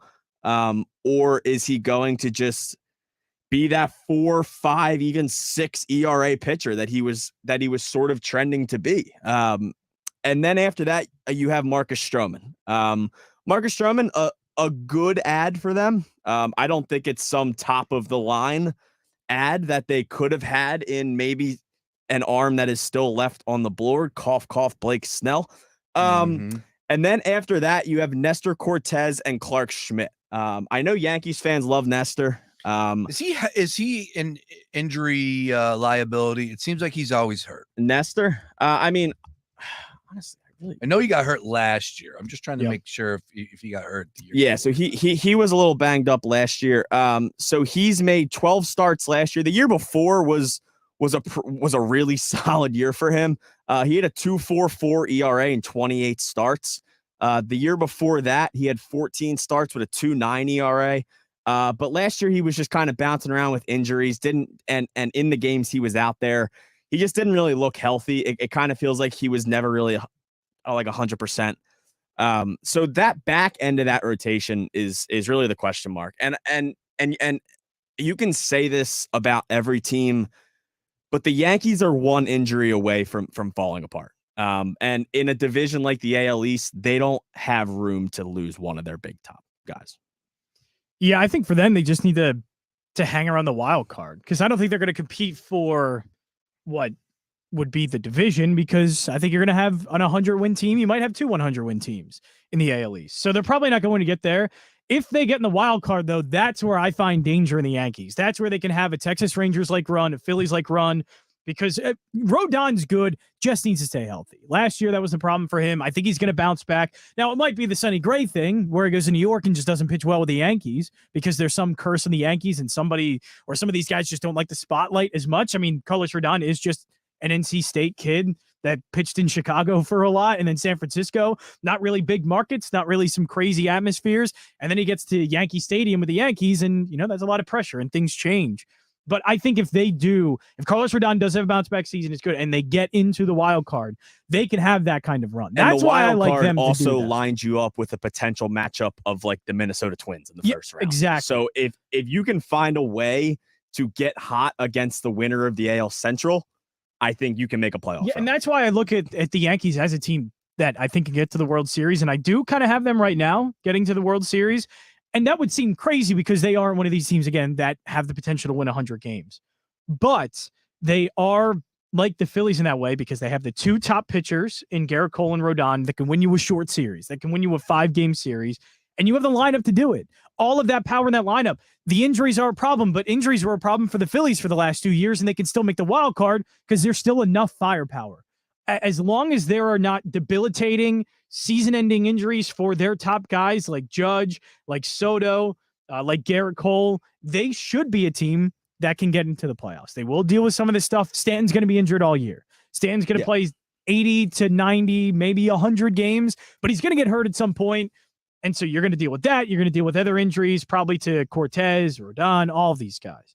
But as long as you can get healthy in the playoffs, your top guys are healthy, the Yankees do have a chance to outslug and outpitch anybody in a short series. So the Yankees are plus 475 to win the American League on DraftKings. They are the only team that is higher. The Astros are in the lead at plus 400. But See, now that's the problem. I don't like the number. They actually have a better number than the Orioles. The Orioles are plus 550, the Rangers are plus 650, and the Mariners are plus 900. And that's where the After problem. that, That's where the problem comes in with the Yankees, because when you are buying into a team like the Phillies a couple of years ago and the Rangers last year, you're getting huge prices. And I don't want to buy into a team to make a wild card run at a number that's under plus 500. I maybe will buy into them once we get to the playoffs, but right now, absolutely not. I cannot take short odds for a team that I think doesn't have the capability of, for sure, landing a division spot or locking down a wild card spot. I just don't know that yet. One of the markets that has everybody's attention when it comes to Major League Baseball is it's got everybody hot and bothered. It's the 1st to 10 wins. What do you say we have a look at that market here? First to 10 wins. On DraftKings Sportsbook. It's a solid market. Yeah, it really is. It has my attention. It's start of season on DraftKings Sportsbook. It's race to 10 wins. So the Dodgers are plus 270, Padres plus 750, Braves 12-1, Astros 13-1, Orioles 13-1, Diamondbacks 15-1, Rays 17-1. And it's a shame because all these numbers came down. I'm reading an article right now. Baltimore is 30-1, and I think Stevie Bukes had that. I did like Baltimore. Yeah, Bukes had that. I think like a couple weeks ago. He said, "Yeah, February 27th. I'm seeing a 30-1 here." So a lot of these have come down because this is definitely a heavily bet market right now. Question: do you guys have a leg up on any of these? Are you feeling? What's that Orioles number again? The Orioles right now is 13-1. Well, they start off their season with the Los Angeles Angels. Okay. So if you want a team that home could or potentially, they are home versus the Angels to start their season. So if you want to take a team, I mean, wow, my pick is absolutely the Orioles. They open up with the Angels, then they follow with the Royals, and then they have the Pirates, and then they have the Red Sox. So if you want to take a team at that price that's going to play four of probably the back half teams in baseball, I would probably look at the Orioles, considering they start their season off at home for 2 series against the Angels and the Royals. And then they have to go to Pittsburgh, which that is their home opener, the Pirates. And then April 9th is also the Red Sox home opener. But Seattle has some interest in me because if you do look through the schedule, like obviously you want to take the least good teams. But I think for Seattle, it's good that they start against Boston and they start at home for the first 7 games. So Seattle, I think, is going to start off really well. Their pitching is going to be awesome this year. Their pitching is going to be great. And I think Julio Rodriguez is in for an MVP year. And he's going to start off hot. Did not start off hot at all last year. I think he does this year. So Seattle, to me, has the pitching to do something like this. And also they start off a 4-game series. And then even the next 3-game series is Cleveland, which I think Cleveland's a very winnable series. But that's what I would look for. I would look for a team to get started hot. I know they end up taking Milwaukee. Milwaukee, I don't think is going to be that great. And then Toronto after that, and then Chicago. But I think what would kind of turn people away from that is eventually Toronto. And if you don't get the 10 wins in those first 10 games, then how are you going to do that? But if they are playing well going into that Toronto series, who's to say that they can't beat Toronto in Toronto? I just think the pitching is that strong for Seattle to end up doing that. Interesting. Yeah, it's a fun number. It's a fun number to get involved with. I'm actually digging it. And what's Seattle right now? Seattle, I know, is pretty. They're 20-1. Baltimore 13-1. I do like Baltimore. I absolutely think Baltimore. Yeah, it seems Seattle would be the other one that I like. It seems like everybody's on Baltimore though. That's which I don't like. It's baseball. What's the Diamondbacks number? It's 15-1, which I don't like. 15-1. Yeah. All right, so let's make a wager right here, right now. Who are you going with? I'm gonna go Baltimore.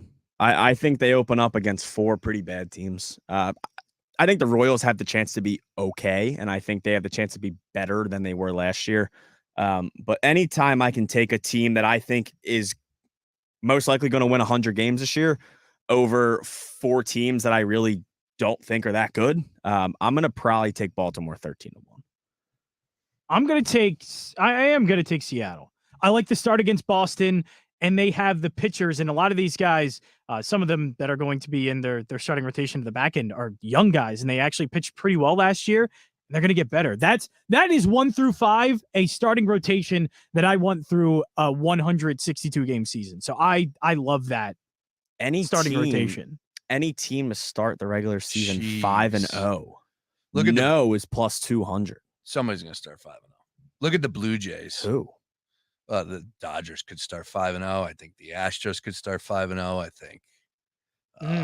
Well, no, Verlander's start. Astros won't because they have the Yankees. The Yankees won't get a 4-game.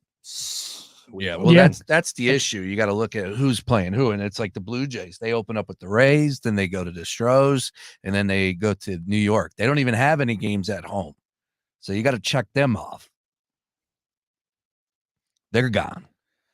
Dodgers, the Dodgers do have a chance. Padres, Cardinals. That's why the Dodgers are plus 270, first to 10 wins here. Yeah. All right. Well, might as well go with the Dodgers. I would take the Dodgers plus 270, first to 10 wins. That's my. I know you guys are all going for the big number, the home run here. Well, I think you should for something like this. Baseball is there's way too many variables to not take a big number. Yeah. Well, here's the variable: Mookie Betts, Freddie Freeman, Shohei Ohtani. That's great. I can continue. They could start 1 and 2 to start the season. That's the thing. It's any team. It can happen to any team. Yeah, they could start 1 and 2, and then they rip off 8 straight. Yeah, right. And that's why you can do first to 10, something like that. Well, that's what I'm doing. But for something like start the regular season 5-0, which by the way, you can do these individually. So you can take the Texas Rangers, for example, to start 5-0, and the yes is 12-1, or you take Toronto to do it, and it's 14-1. So I do like that individual market that you can take. Am I reading this wrong? Last team to lose a regular season game. The Dodgers are 25-1. Am I reading this bet wrong? Am I not understanding this? To lose a regular season game. Last team to lose a regular season game. Wouldn't that be the last team to lose? So your last undefeated team? Oh, Isn't that what that is? Yes. So why are the Dodgers 25-1 then? Who are they playing? I guess The Padres and the Cardinals. It's a good Did question. I read that wrong? No, you're right. Well, obviously Baltimore's up there. No. Baltimore wouldn't be the opposite of that. I have no idea why the Dodgers would be 25-1. And why are the Astros? Or I guess that's because of the Yankees. But I mean, that's absurd. The Dodgers have those high of odds. It's worth a shot. Yeah, I'm gonna get on that right now. 25-1. Heck yeah, that's worth a little sprinkle. Even Tampa Bay being that low, the Yankees are 40-1. What is that? I'll text Stevie Bukes from DraftKings and ask him his thoughts on that. I'm sure he's going to get a little bit of an in on that as far as an angle is concerned. All these Dodgers games are at home. Like what has happened?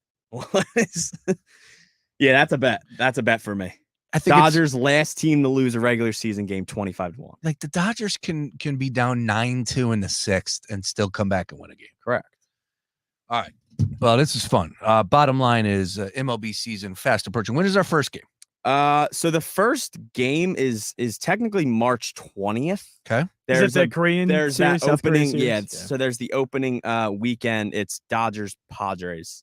But then opening day. There's going to be great crowds, by the way. Oh, well, there you go. That's probably baked into it there, Luke. Oh.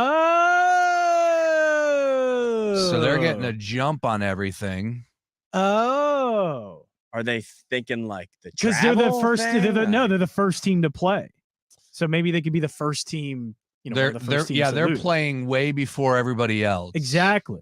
So they have already take the number. I agree. 25-1. It's worth the shot. What? They play 3 games over there? 2 of them. 2? 2 of That's them. it. And they would have Yamamoto and Glass now. Well, everyone thinks Glasnow's arm's going to fall off. So yeah, that's fair. There. If it doesn't, though. Jeez. All right. Gross. And then he's disgusting. So gross. He's so gross. Who, Glasnow? Yeah, Glasnow. So gross. He's on the mound. Great. He's arguably like top. When he's he healthy, is on the field, he's like arguably top 5. Like top 7. He's a guy like I could pull for the Rays. He's a guy I could pull for, but now he's wearing a Dodger. Oh my God, that one season he had, was it 2020? That his shortened season that he had, he was he was like must watch television. Like he was gross. Yeah, He just hasn't 2021. started 2021. He had a 2.6 ERA. Granted, he only threw 88 innings. But it was absolutely disgusting. He had a 1.7 in 2019. This thing, he's only had 2 seasons of over 100 innings. He can't stay on the field.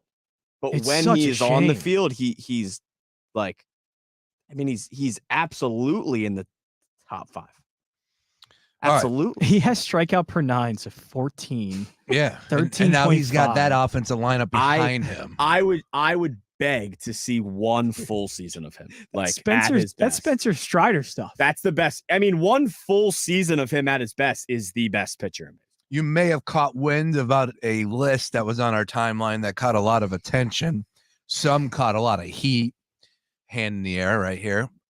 We will definitely discuss that on the other side because Aaron Nola was front and center with that conversation. Also was Zach Wheeler. Zach Wheeler got his first start 2 days ago or yesterday. All these days are running together. Yeah, it was either yesterday or 2 days ago. I forget. I just said that. I can't remember. I know, but you're right. It was very recent. I can't remember. Way to add there. I don't know. The best color commentary in the game. Because I'm freaking out. I should know too, but I have no idea. I think it was 2 days ago. Yes, exactly. We will discuss Zach Wheeler's numbers from his first start, all things Phillies and more. We will get into that list and the big topic for everybody here in Philadelphia, the outrage over the out-of-town scoreboard being changed.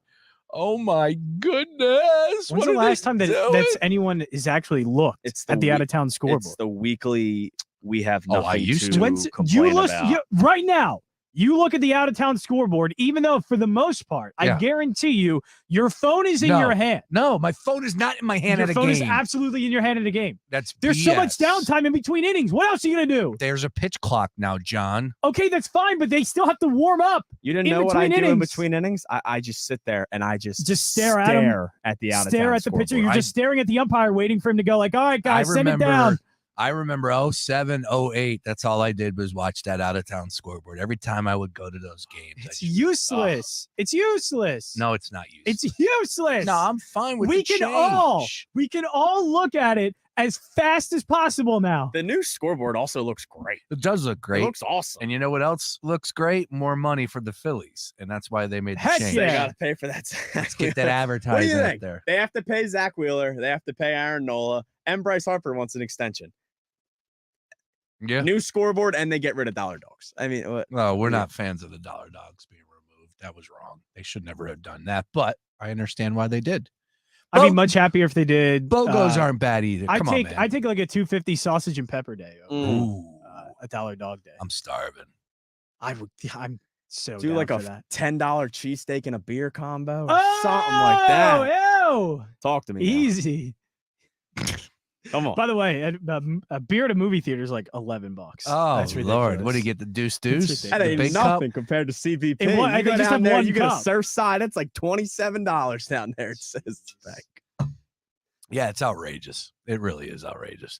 All right, Daily Ticket That's why I just rolling go to on. local establishments. We'll talk some $2.50 beers. We'll talk some Phillies on the other side. Luke 250 rolling Arcaini. on. Yeah. John Jansen, Dunk Winner, more after this. Fox Sports Radio, The Gambler. Now, total traffic for Philadelphia.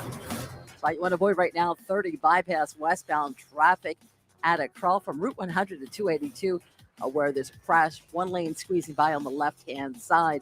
In Abington, watch for a crash, Old York Road at Adams Avenue. Also a crash in Montgomery Township, North Wales Road at Welsh Road. Just volume on the Schuylkill, but we're jammed eastbound, Blue Route to Belmont and Boulevard to South.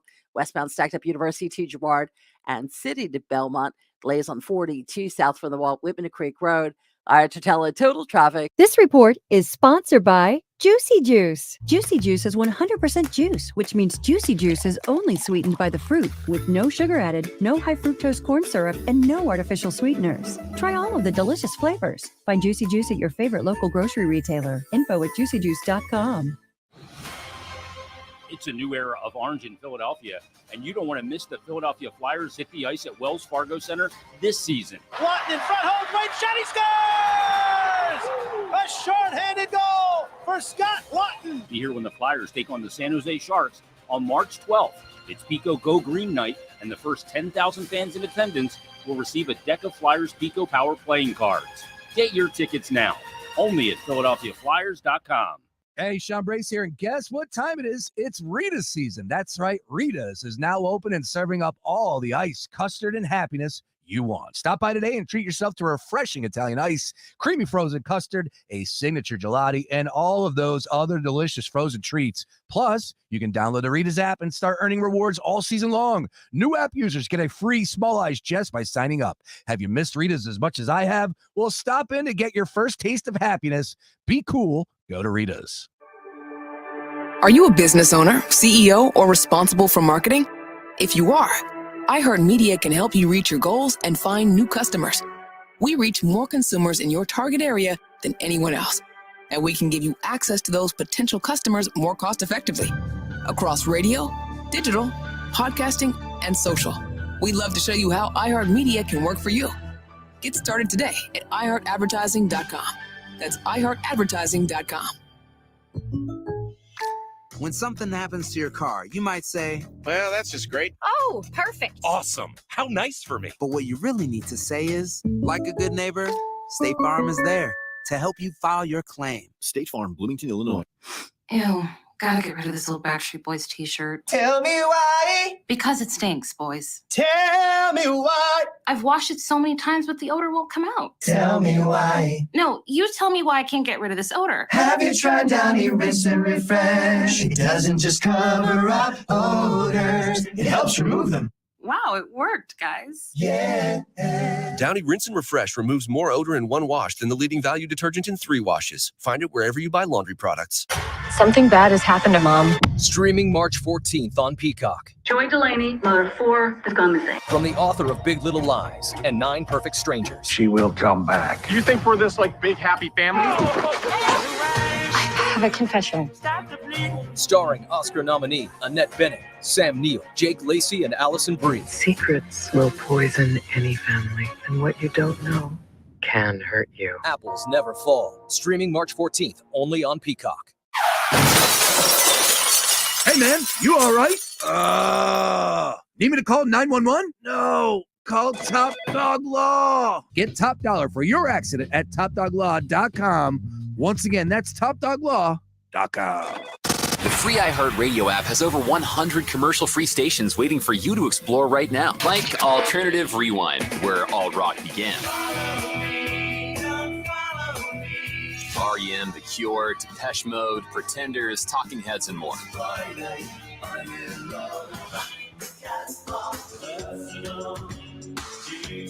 Just open the free iHeartRadio app, search Alternative Rewind, and listen now. iHeartRadio. Free never sounded so good. Tomorrow, from the producer of Megan and 5 Nights at Freddy's. Chauncey's going to take me on a trip to the place he's from. Imaginary. Rated PG-13. May be inappropriate for children under 13. Only in theaters tomorrow. Stay tuned to Fox PHL The Gambler for the latest CEOs you should know. Sasha Suda, George D. Widener, Director and CEO, Philadelphia Museum of Art. Comcast Business, powering possibilities. Your favorite artists are coming to town soon. Don't miss Mitch Rowland on Friday, March 15th at the TLA. Between You and Me on March 25th at the Foundry. The Kooks on Saturday, March 9th at the Fillmore Philly.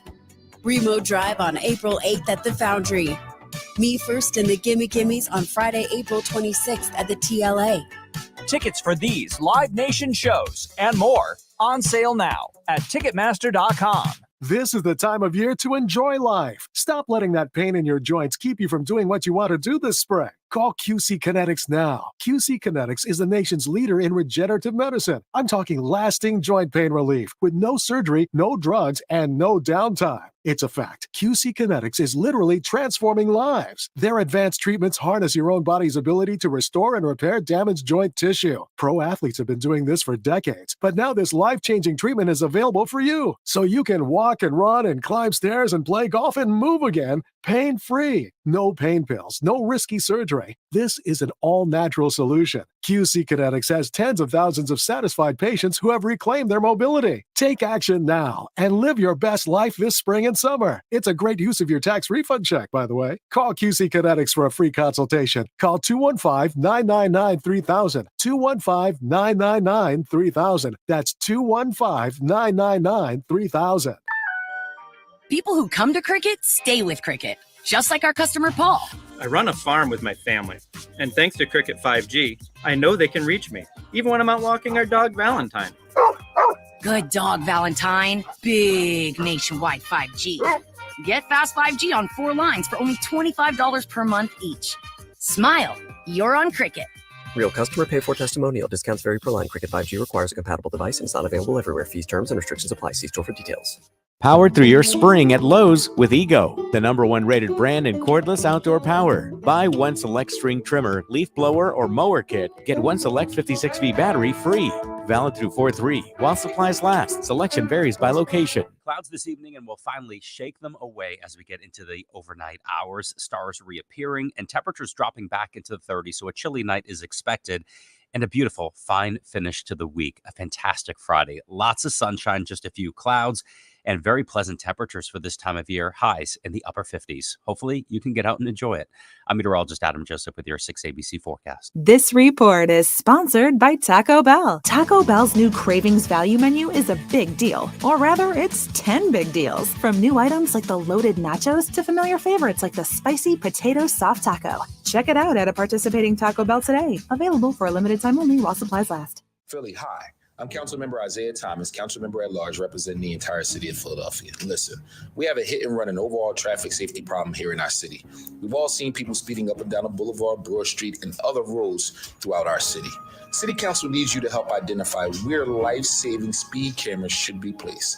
To take the survey, visit phlcouncil.com/safe streets. Again, that's phlcouncil.com/safe streets. Thank you, and of course, drive safe.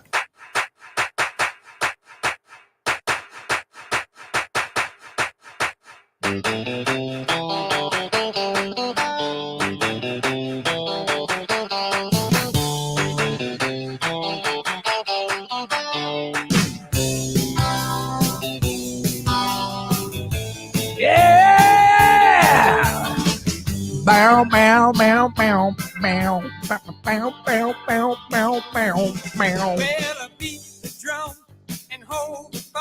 It's the Daily Ticket coming down the home stretch. Talking some MLB and Phillies, of course, highlighting all. We're going to get into the rotation, something that we just dug up. Possibly Aaron Nola will be out for his first start. Yeesh, that's not cool. He's only going to have 30 more to work off of this year, but, you know, we don't want to see that at the beginning of the season. We understand why, though. We'll get into all that. Luke Arcaini sitting in, as he will every Thursday moving forward. You got John Jansen, myself, Sean Brace. Hello. Get involved in the conversation at Fox PHL Gambler, of course, streaming on all platforms. All right, let's talk some Phils. Luke Arcaini, I said this, fair or unfair. If you're going to tell me that Zach Wheeler is the number 2 pitcher in baseball, number 2, number 3, I'll play with that right now. You know, we can have a conversation about that. I think he could be very 3. I'll take Strider over him, but I understand for the people that want to say Wheeler at 2. And if you're going to make the case that Aaron Nola is anywhere from 8 to 12, as far as the 8th best starting pitcher in the game to the 12th, 8 to 12, I think our expectations need to change for this upcoming season. We can't be handing over the division before the season even starts if you're telling me you have 2 of the top 12 pitchers in all of baseball. Fair or unfair? It all depends the start. I said fair or unfair. I think it's unfair. I think it's kind of unfair as okay. well. Because of the 2 teams that are ahead of them in the National League. The Dodgers have the highest payroll in the history of baseball, and the Braves are just lethal. Granted, I've been saying, and I will still say it, if the Phillies get off to a way better start than they have the last 2 years, I think they could push 100 wins. From June on, the last 2 years, they have played at over 100 win pace both seasons. It all comes down to what they do in April and May. They won 90 games last year, and they were like 11 games under 500 at one point. If they can win 6 or 7 more of those games, they're going to be almost at 100 wins. So granted, how many games will the Braves win? How many games will the Dodgers win? I don't know. Both of them will probably be over 100.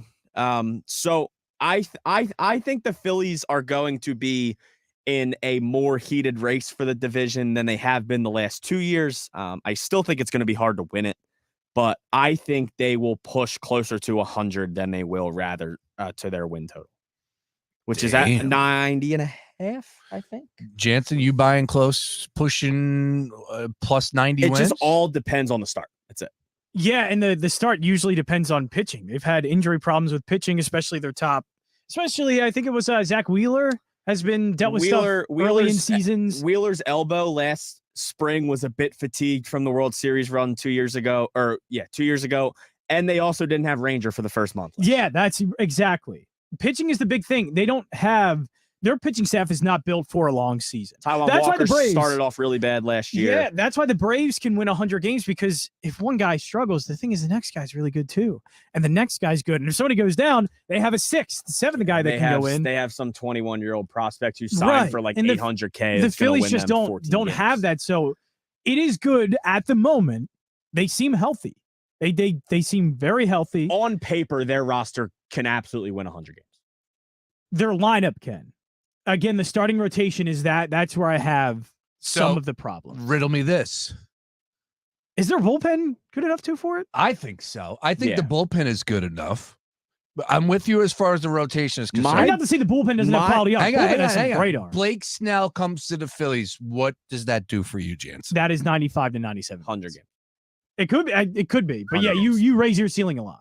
It depends. Even Jordan Montgomery, I think you raise your ceiling a lot. I think you raise your ceiling to 95, 97 still. It depends to me if Blake Snell or Montgomery coming here means Walker leaving.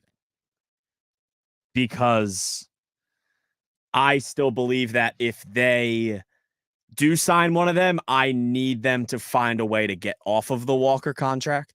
I don't know how doable that is at this point. Yeah. If that can be a last minute type of thing. Is Taijuan Walker toast in your mind? He's not toast. Then why? He's not that good. I don't love having a guy signed for $18 million that can't throw a playoff. So your one is, of course, Wheeler, 2 Nola, 3 Ranger, 4 would be Snell. Yeah, granted. Who's your Snell would be technically 3. Your 3 would be Snell. Okay, so Ranger would be your 4, and then your 5 would be Sanchez.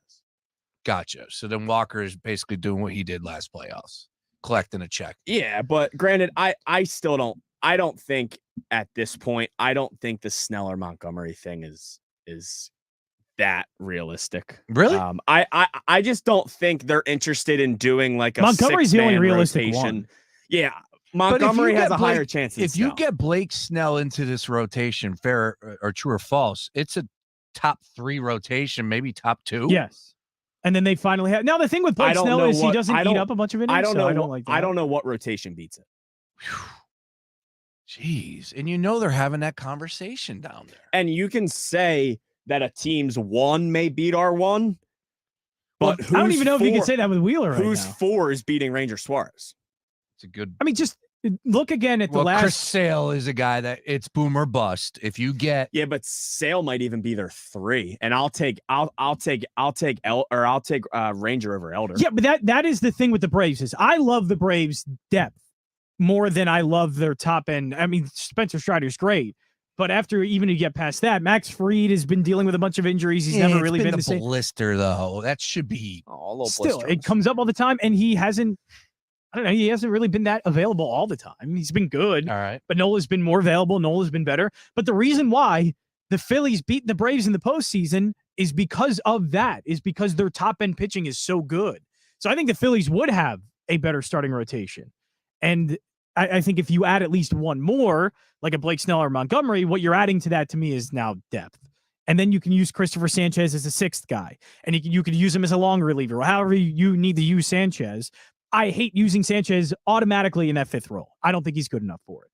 I don't think for a long season he will be good enough to give you that many innings. I think if he pitched how he pitched last year, he's plenty good enough. But I don't know I don't know if he'll do that over a full season's worth of starts. But if he comes out and pitches how he did last year, he is the best number 5 in all of baseball. There's not a single number 5 pitcher in anybody's rotation that is better than Christopher Sanchez. And the problem is I don't number know if he's going to do that. Exactly. Again, the more he pitches, the more he's going to get, the playbook on him, and teams are going to hit him better. I just don't. I don't see him lasting. I can still see him giving them good innings, and he can go out there and give them a quality. So, I mean, he had a 3.44 ERA last year. Okay. If his ERA goes up to a 4, how many number 5s in baseball's ERA is under 4? I think it'll go up more than that.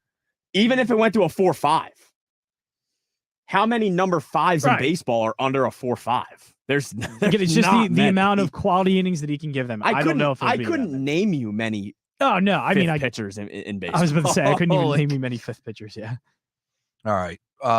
From the Phillies conversation as far as pitching is concerned, quickly give me thought on the bullpen and answer Jansen's question. Is the bullpen good enough this year? I think the bullpen has an X factor, and I think it's Gregory Soto. I think when you look at the top of the Phillies bullpen, you have obviously Jose Alvarado, Hoffman, Sir Anthony.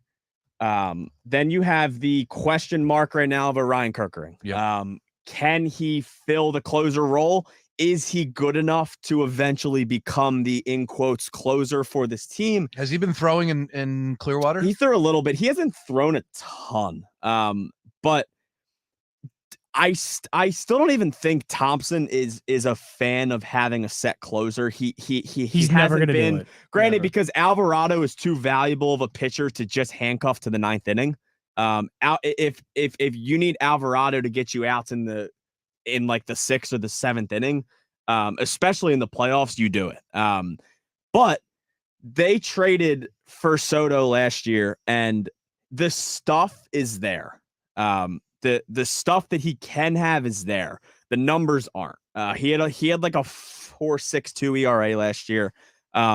If he could get that back down to even within a little bit of the 2 ERAs that he had in 2022 and 2021. I mean, he had a 3.28 in 22, and he had a 3.39 in 21. If even if he could get down to like a 3.7, 3.8, I think that would be huge for this team. I still am high on Hoffman this year. I think he's just kind of that player that almost the Phillies just like ran themselves into and they got lucky on. He just turned into something really valuable for them, especially in the playoffs last year. Well, you know what it was. They finally told him, "Hey, your slider is really good." Exactly. They finally let him throw the slider, and he's striking like everybody out. He was primarily fastball. Last year was the first year he threw the slider more than the fastball. He threw the slider 50 or 47.9% of the time. He threw fastball 34. Yeah. That is a deadly. If you're a reliever, you just need 2 pitches. You just need 2 good pitches. A fastball that's probably has some heat behind it, which Hoffman does, and then whatever breaking pitch that you can throw off of that. And Hoffman has that. Hoffman 100%. He has a walk problem. That's really it. Everything else is really good. My biggest thing with Kerkering right now, and I know it was a very rushed, short time for him last year.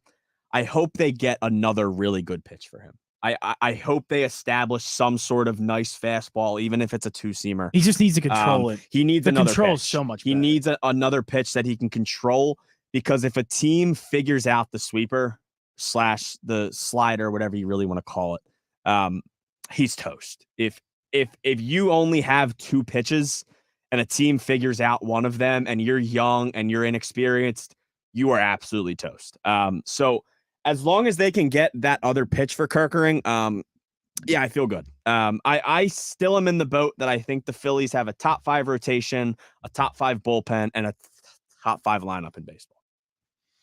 Well, we are inching closer as it is March 7th. We are, 21 days away? 21 days. We are 3 weeks from today. Damn, man.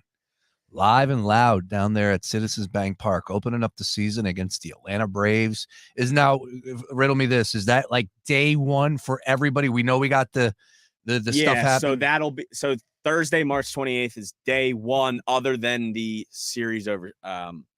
In Korea. Yes. So we're 3 p.m. So we're essentially there. I think it's like a 3:05 game. There will probably be like a noon start game and like 1 o'clock, but we're day 1. We are opening day. It is the typical which is pretty cool. MLB starting on a Thursday, skipping Friday. I and like then playing opening on with the Braves Saturday. too. I love it. I do like opening with I the don't know if Braves. I I do. hate it. I don't know if I do. One of their worst opening days that they've had in the last probably 15, 20 years was last year, having to go to Texas and play the Rangers in a dome opening weekend. Granted, I'm probably saying that because they got swept. Yeah, they got swept. Yeah.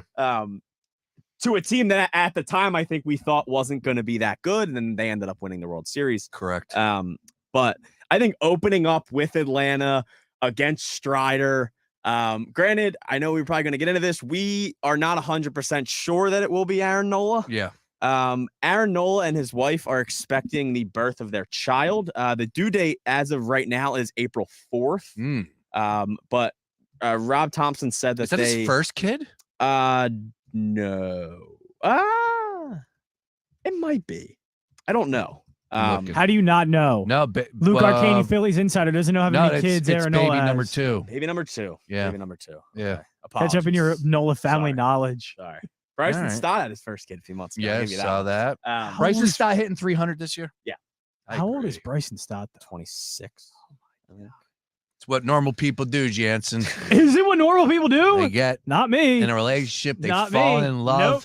and they Nope. make a baby. I don't they do don't any of see those things. movies. I don't do any of and those drink things. beers all night at your local Metroplex. You know what? I actually Can saw, Bryson Stott add more power though? actually saw Seth Rogen with a quote about. Can he get having close to an kids. 800 OPS? Wait, do you guys? Are you guys listening to me? No, Seth I'm Rogen. not. I'm actually done. Seth Rogen. Bryson Stott get over 800 OPS. He would be so gross if he hit 20 home Seth runs. Rogen said, "All I It know would be is amazing if he hit kids 20. are not for me because I want to lay in bed naked and smoke weed, and you can't do that with a kid." A 450 Seth to Rogen 475 is slugging. 100% correct on that. All right, for the people out there. Anyways, A 475 slugging percentage. Let's go. my wife wants another child too. How about that? Good grief. 2. I can't even imagine. I just what want life would be like 800 with one. OPS. Yeah. Sometimes you just got to I say, want a you know what, 4 a bigger OPS plus is pretty family, good, though. a bigger family would be good for you. And sometimes probably, you know, it's a blessing, as they say. Can Brandon Marsh hit? Is that a home runs? blessing? But I'm telling you, 1 is enough. 1's enough. Seth Rogen, no, he nailed it. Hey, fun stuff today. And Bryson Stott, yes, I believe Bryson Stott. He's got the world by the you know what. That dude is I do dialed not. in. Vegas guy, Vegas kid, by the way. Yes, he is. We'll be out there. The biggest question is, What was his bed? What was his music? A-OK. How do you forget that? I forgot about that. Yeah. Did I pull it off the board? Where is it? I used to have it. I know you used to play it every show. Oh, there it is. Oh, I'm ready. I'm so ready for it. I haven't watched. This is gonna hit pretty hard the first time. I haven't he steps watched up an to the plate. inning in Florida. I do have tickets for Saturday. I'm gonna go to the Thursday. I have not game. watched 1 inning of spring training ball. That's a shame. No. Is it a shame? You don't want to watch like guys who are fighting to get the AA pitch against like some dude that's gonna have like a 420 OPS in like No, single A. No. Rather watch Timothy love it. Chalamet take over the world, I think I tuned in and like over the weekend, take over the Spice production.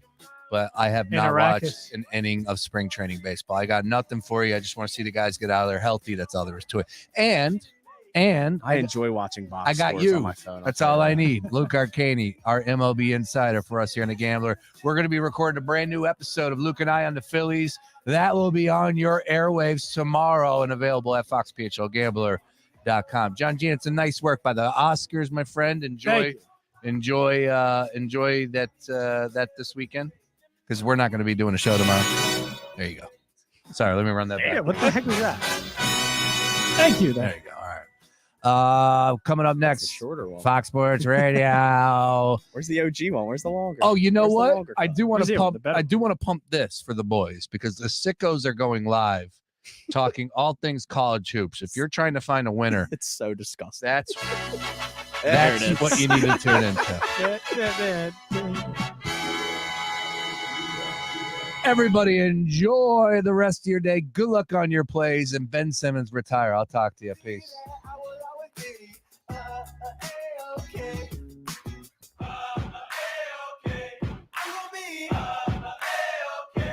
You gon' be